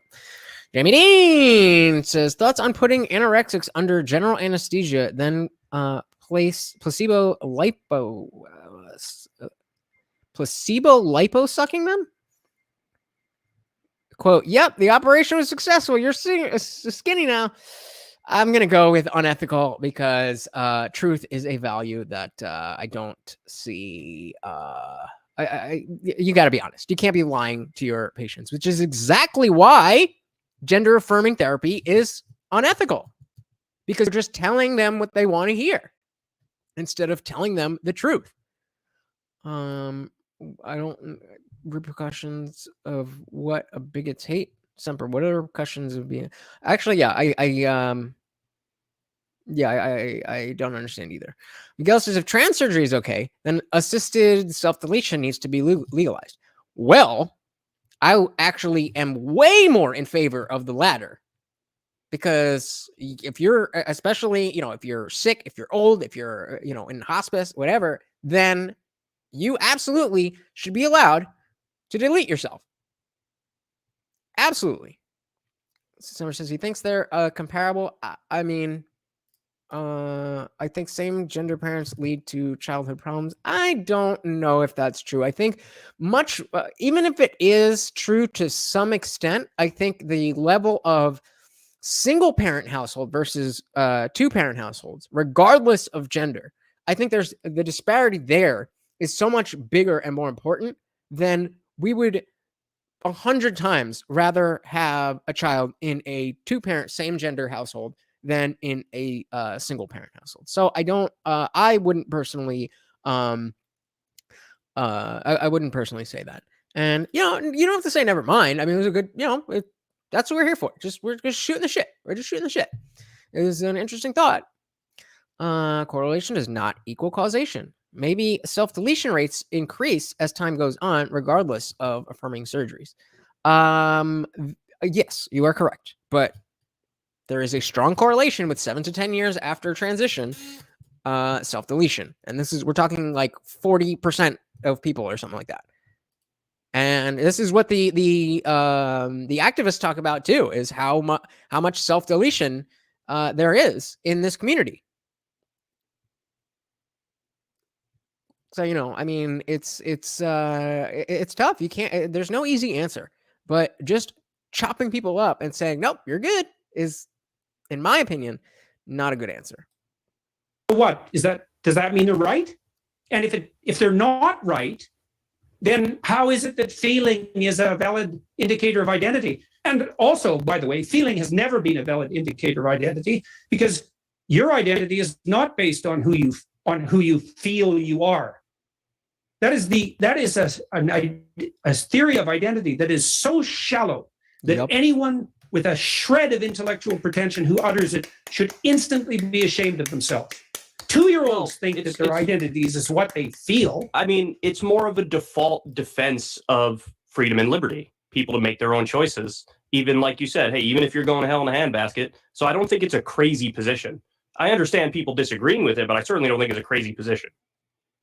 It is a crazy position. The American Psychological Association adopted it. It's a crazy position because it violates the diagnostic regulations for validity and reliability. And if the argument is you have the right to go to hell in a handbasket in your own manner as an adult, well, we could have a discussion about that. That still begs the question of, do surgeons get to help you and still abide by their medical ethics? That's a different issue. So, all right, I think everybody understands your position. So as we got a break here. So Summer says mothers are more responsive to the distinctive cries of infants. They're better able than fathers, for example, to distinguish between their baby's cry of hunger and cry of pain.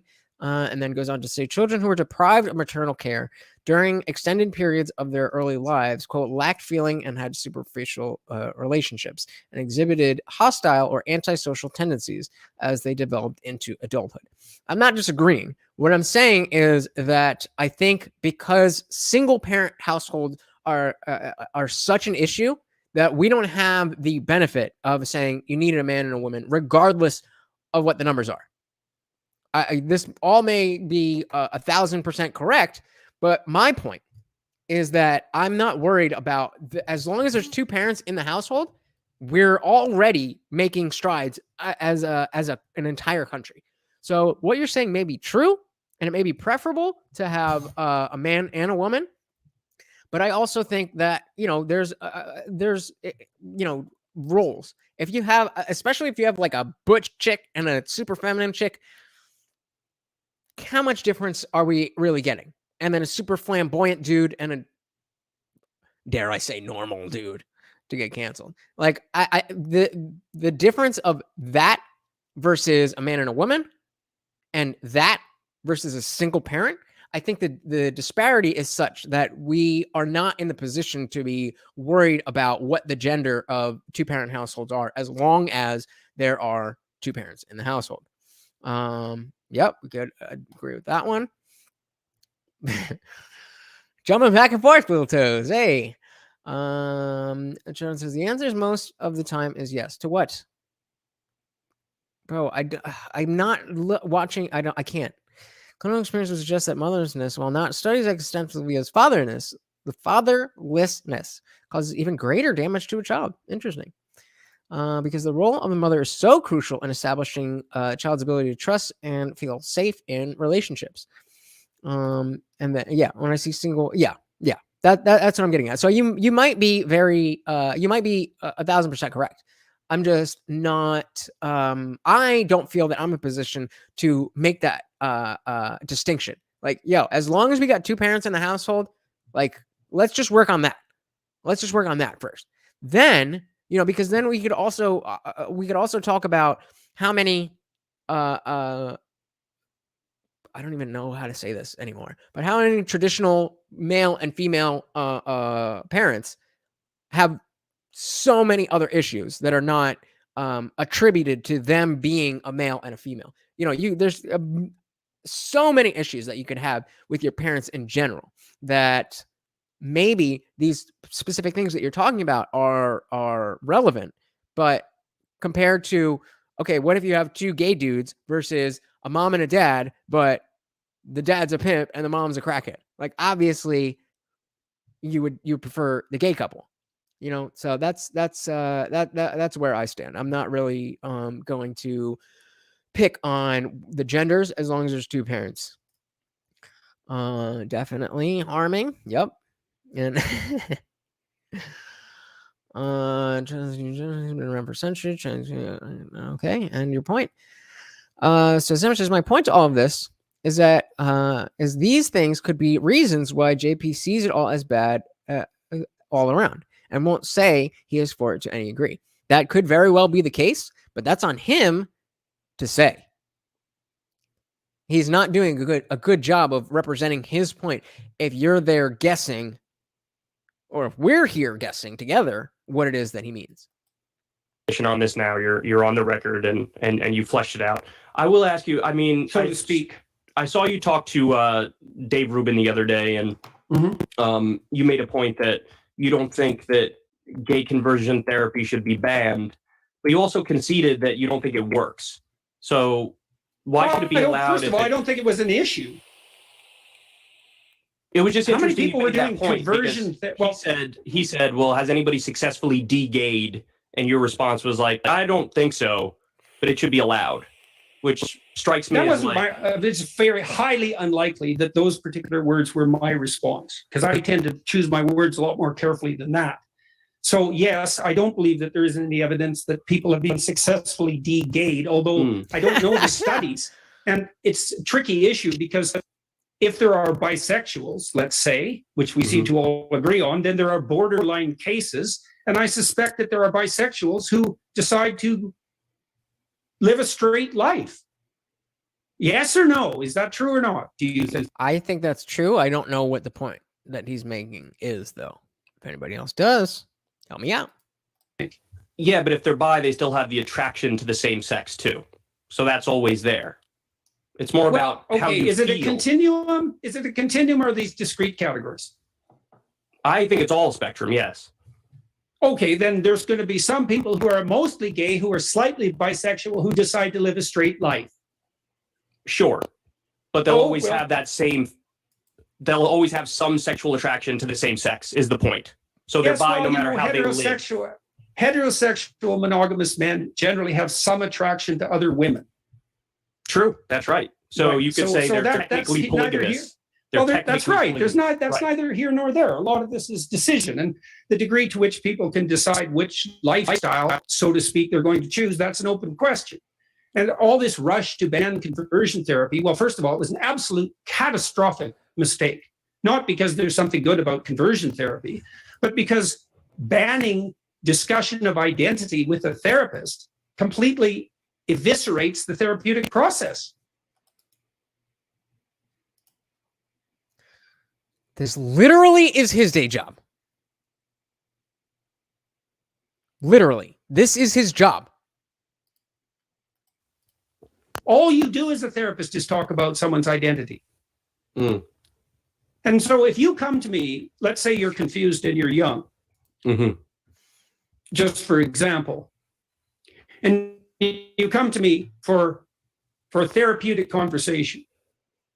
If I affirm your identity, I'm doing you a colossal disservice. First of all, you're not very happy with your identity because otherwise you wouldn't be coming to see a therapist. Uh-oh, that made a lot of sense. And second, my role as a therapist is not to affirm or to deny. It's to inquire, right? Because it's very difficult for any of us to figure out who we are. And unless it's possible for us to have a difficult discussion about who you are, how in the world are we going to engage in a therapeutic dialogue? If I have to just say, well, you feel that way, and therefore I will be stripped of my license by my governing body if I even raise a question, then that's the end of that. And why did we pass legislation? Because a handful of fundamentalists in the US were hypothetically attempting to convert gay people? How many times did that happen in the last 20 years? 100? How many times did they attempt, or how many times did it work? No, attempt. Oh, attempt? I have no idea. And neither does anyone else. Right. Right. A tiny, tiny minority of people. I don't understand what point JV is trying to make. It doesn't matter how infrequently it happens. If it's wrong, it's wrong. If it's not wrong, it's not wrong. No? Anybody disagree with that? First of all, certainly. Or anybody understand what I'm missing? Virtually no one from the mainstream psychotherapeutic community would ever do that. And so you had a handful of fundamentalists, perhaps, who are doing this now and then in some situations. And why would that be, Mr. Peterson?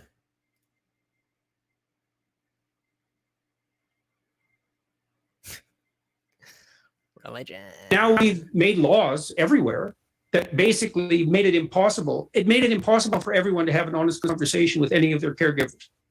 And that's supposed to be an improvement. It's not an improvement. We've probably decimated the psychotherapeutic enterprise and possibly the medical enterprise as well, because you cannot ask the kinds of questions you have to ask if you're a therapist. If you came to me and you're confused about your sexuality, maybe your promiscuity has gotten out of hand. I don't know what it is, or maybe you haven't had sex with anyone for 5 years. There's the two opposite ends of the spectrum, and that's disturbing you.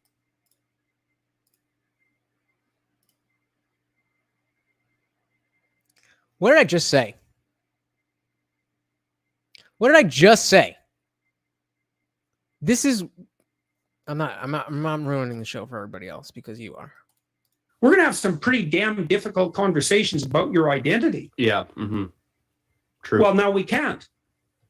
Yeah, that's very strange. That's certainly not yes, good. It's catastrophic, and it will do no good whatsoever. And to ally that with the allowance and insistence now that the surgical conversion route is both appropriate and effective, and that it'll somehow reduce suicide rates. There's absolutely no evidence whatsoever for that claim, by the way.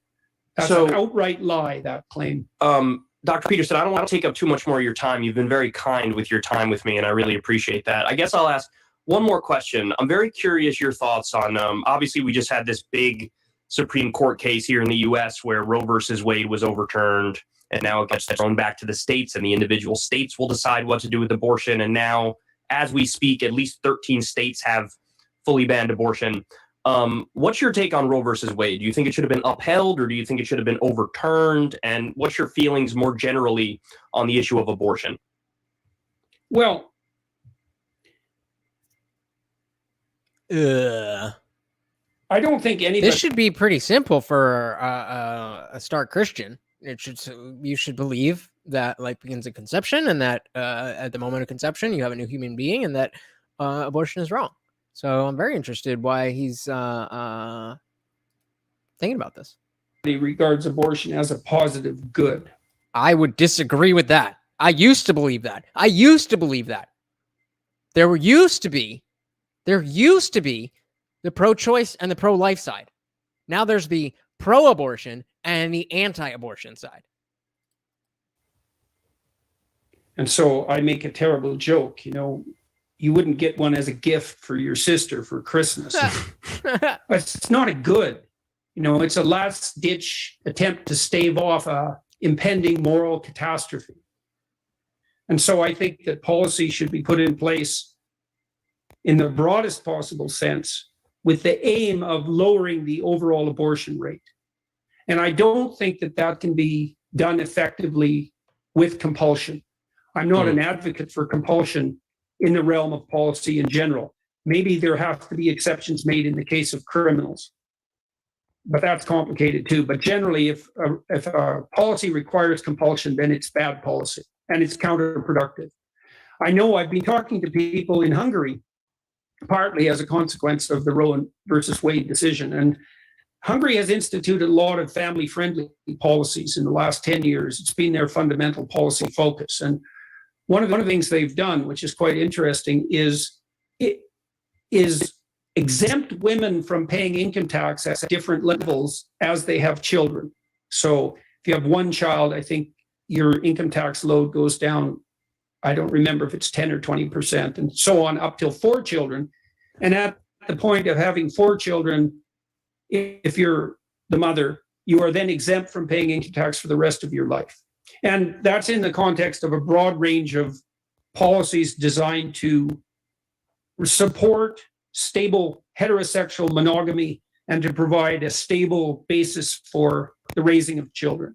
And one of the consequences of that is that although abortion is legal in Hungary up to 12 weeks for a variety of reasons, they've cut the abortion rate by 40%. And thumbs up to that as far as I'm concerned. And I think that there's certain markers we should be using to test the health of our societies that we're not using. We use unemployment, we use inflation. Those are the two major economic metrics. I think we don't use it. Almost every Western country is way below replacement. That was on the video. It skipped. I don't know what you said. In terms of birth rate, and I think that's catastrophe. And I think abortion rate's another metric.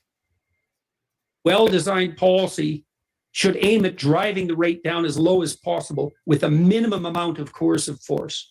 Now, in principle, I'm pleased because I'm a decentralist in a most fundamental sense with the decision to kick the decisions back down to the states, because that allows for a multitude of experiments to be simultaneously run. And I've been working with thinkers on the liberal left to try to also determine what a reasonable pathway forward might be in terms of protecting minimal rights to healthy, to safe, and medically advised abortions. So anyways, the fundamental issue is we should reconfigure family policy in a fundamental way so that one of the aims is the reduction of the abortion rate, because why wouldn't people want that? No one thinks it's good. What was the old mantra on the Democrat side? Safe, legal, and rare. Right. Yeah. Well, we could concentrate on the rare part, and safe, legal, and rare. That used to be the liberal position. That is a pro-choice position. Not, I want to be able to kill my 8-month-old fetus. That is not pro-choice. That is pro-abortion. This is my 3rd one this month. And wouldn't that be better?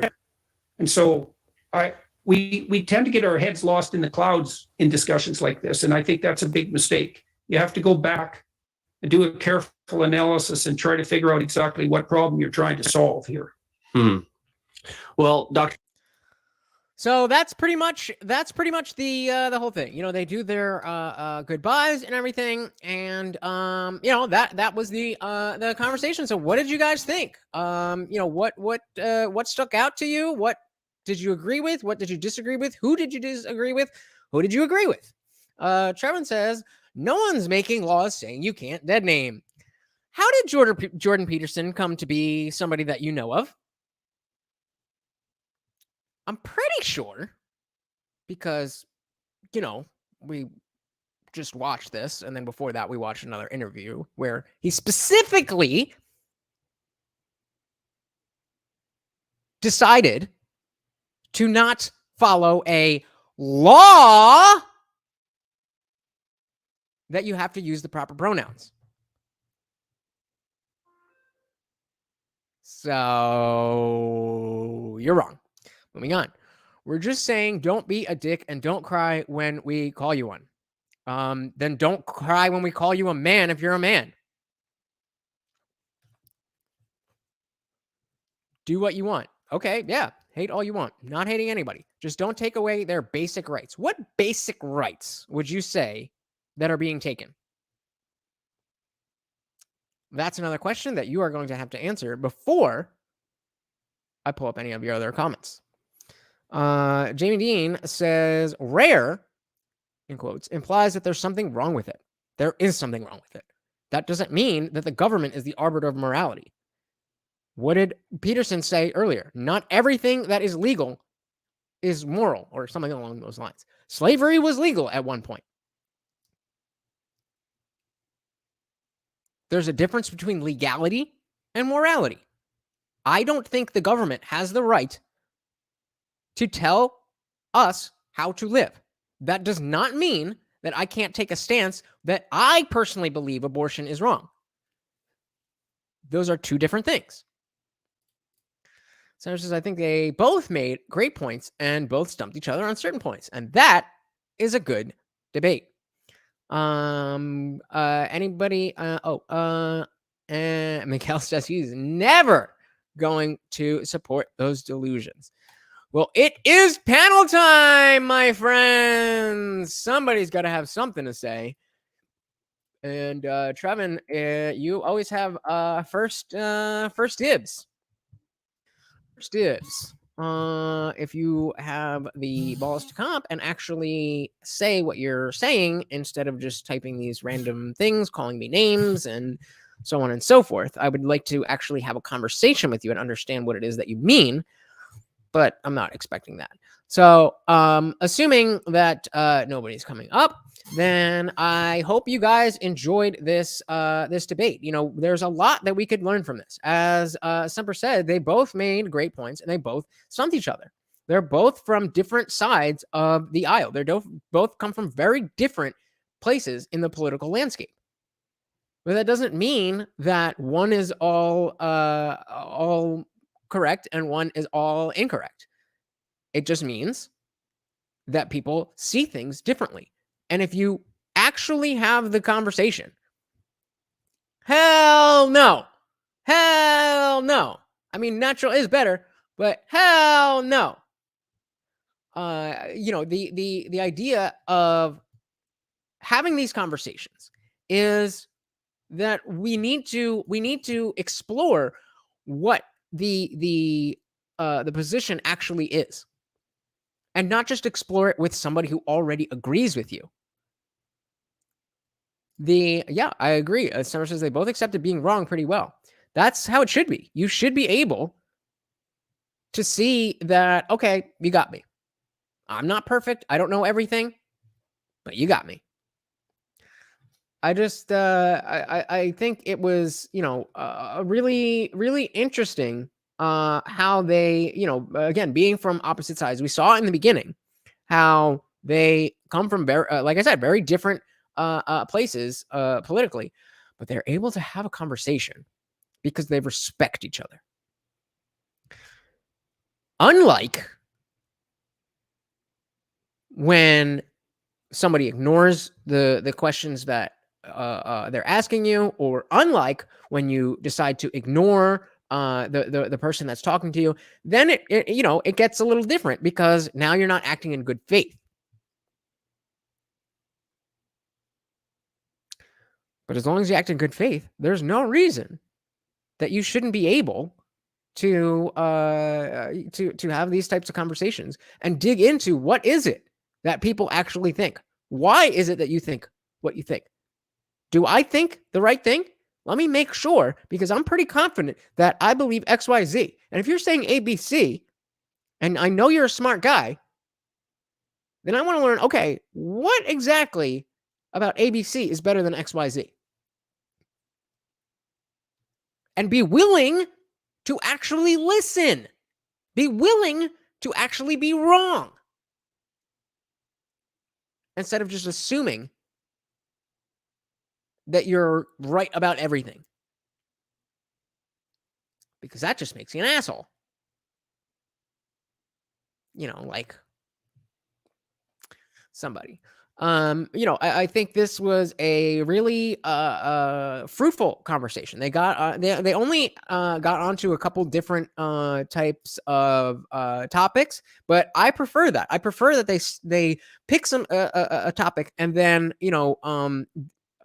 really get into it, unravel what it is that you think, because we see the superficial conversations everywhere. Everybody's talking about Roe v. Wade and trans rights and this and that, but nobody's really digging in like they did today. Good one, Semper. No, Little Toes, I'm not calling you an asshole. Not at all. Not at all. I would love a big booty Latina. So if nobody's going to come up, I want to say thank you guys for hanging out. I think this was an awesome conversation. I am really happy that you guys were here. And shout out to the replay gang. If you have watched this whole thing and you would like to be part of the conversation, all you got to do is subscribe and hit the bell, and then you'll be here when I'm live. Of course, if you enjoyed all of this, they're in the description of this video. Oh, 3 comments at once. Jesus Christ. Good times. Thank you for the stream, Miguel. You are very welcome. And Semper is pushing for me. Thank you, brother. There's the link to the Discord is in the description along with those support links. Hit me up.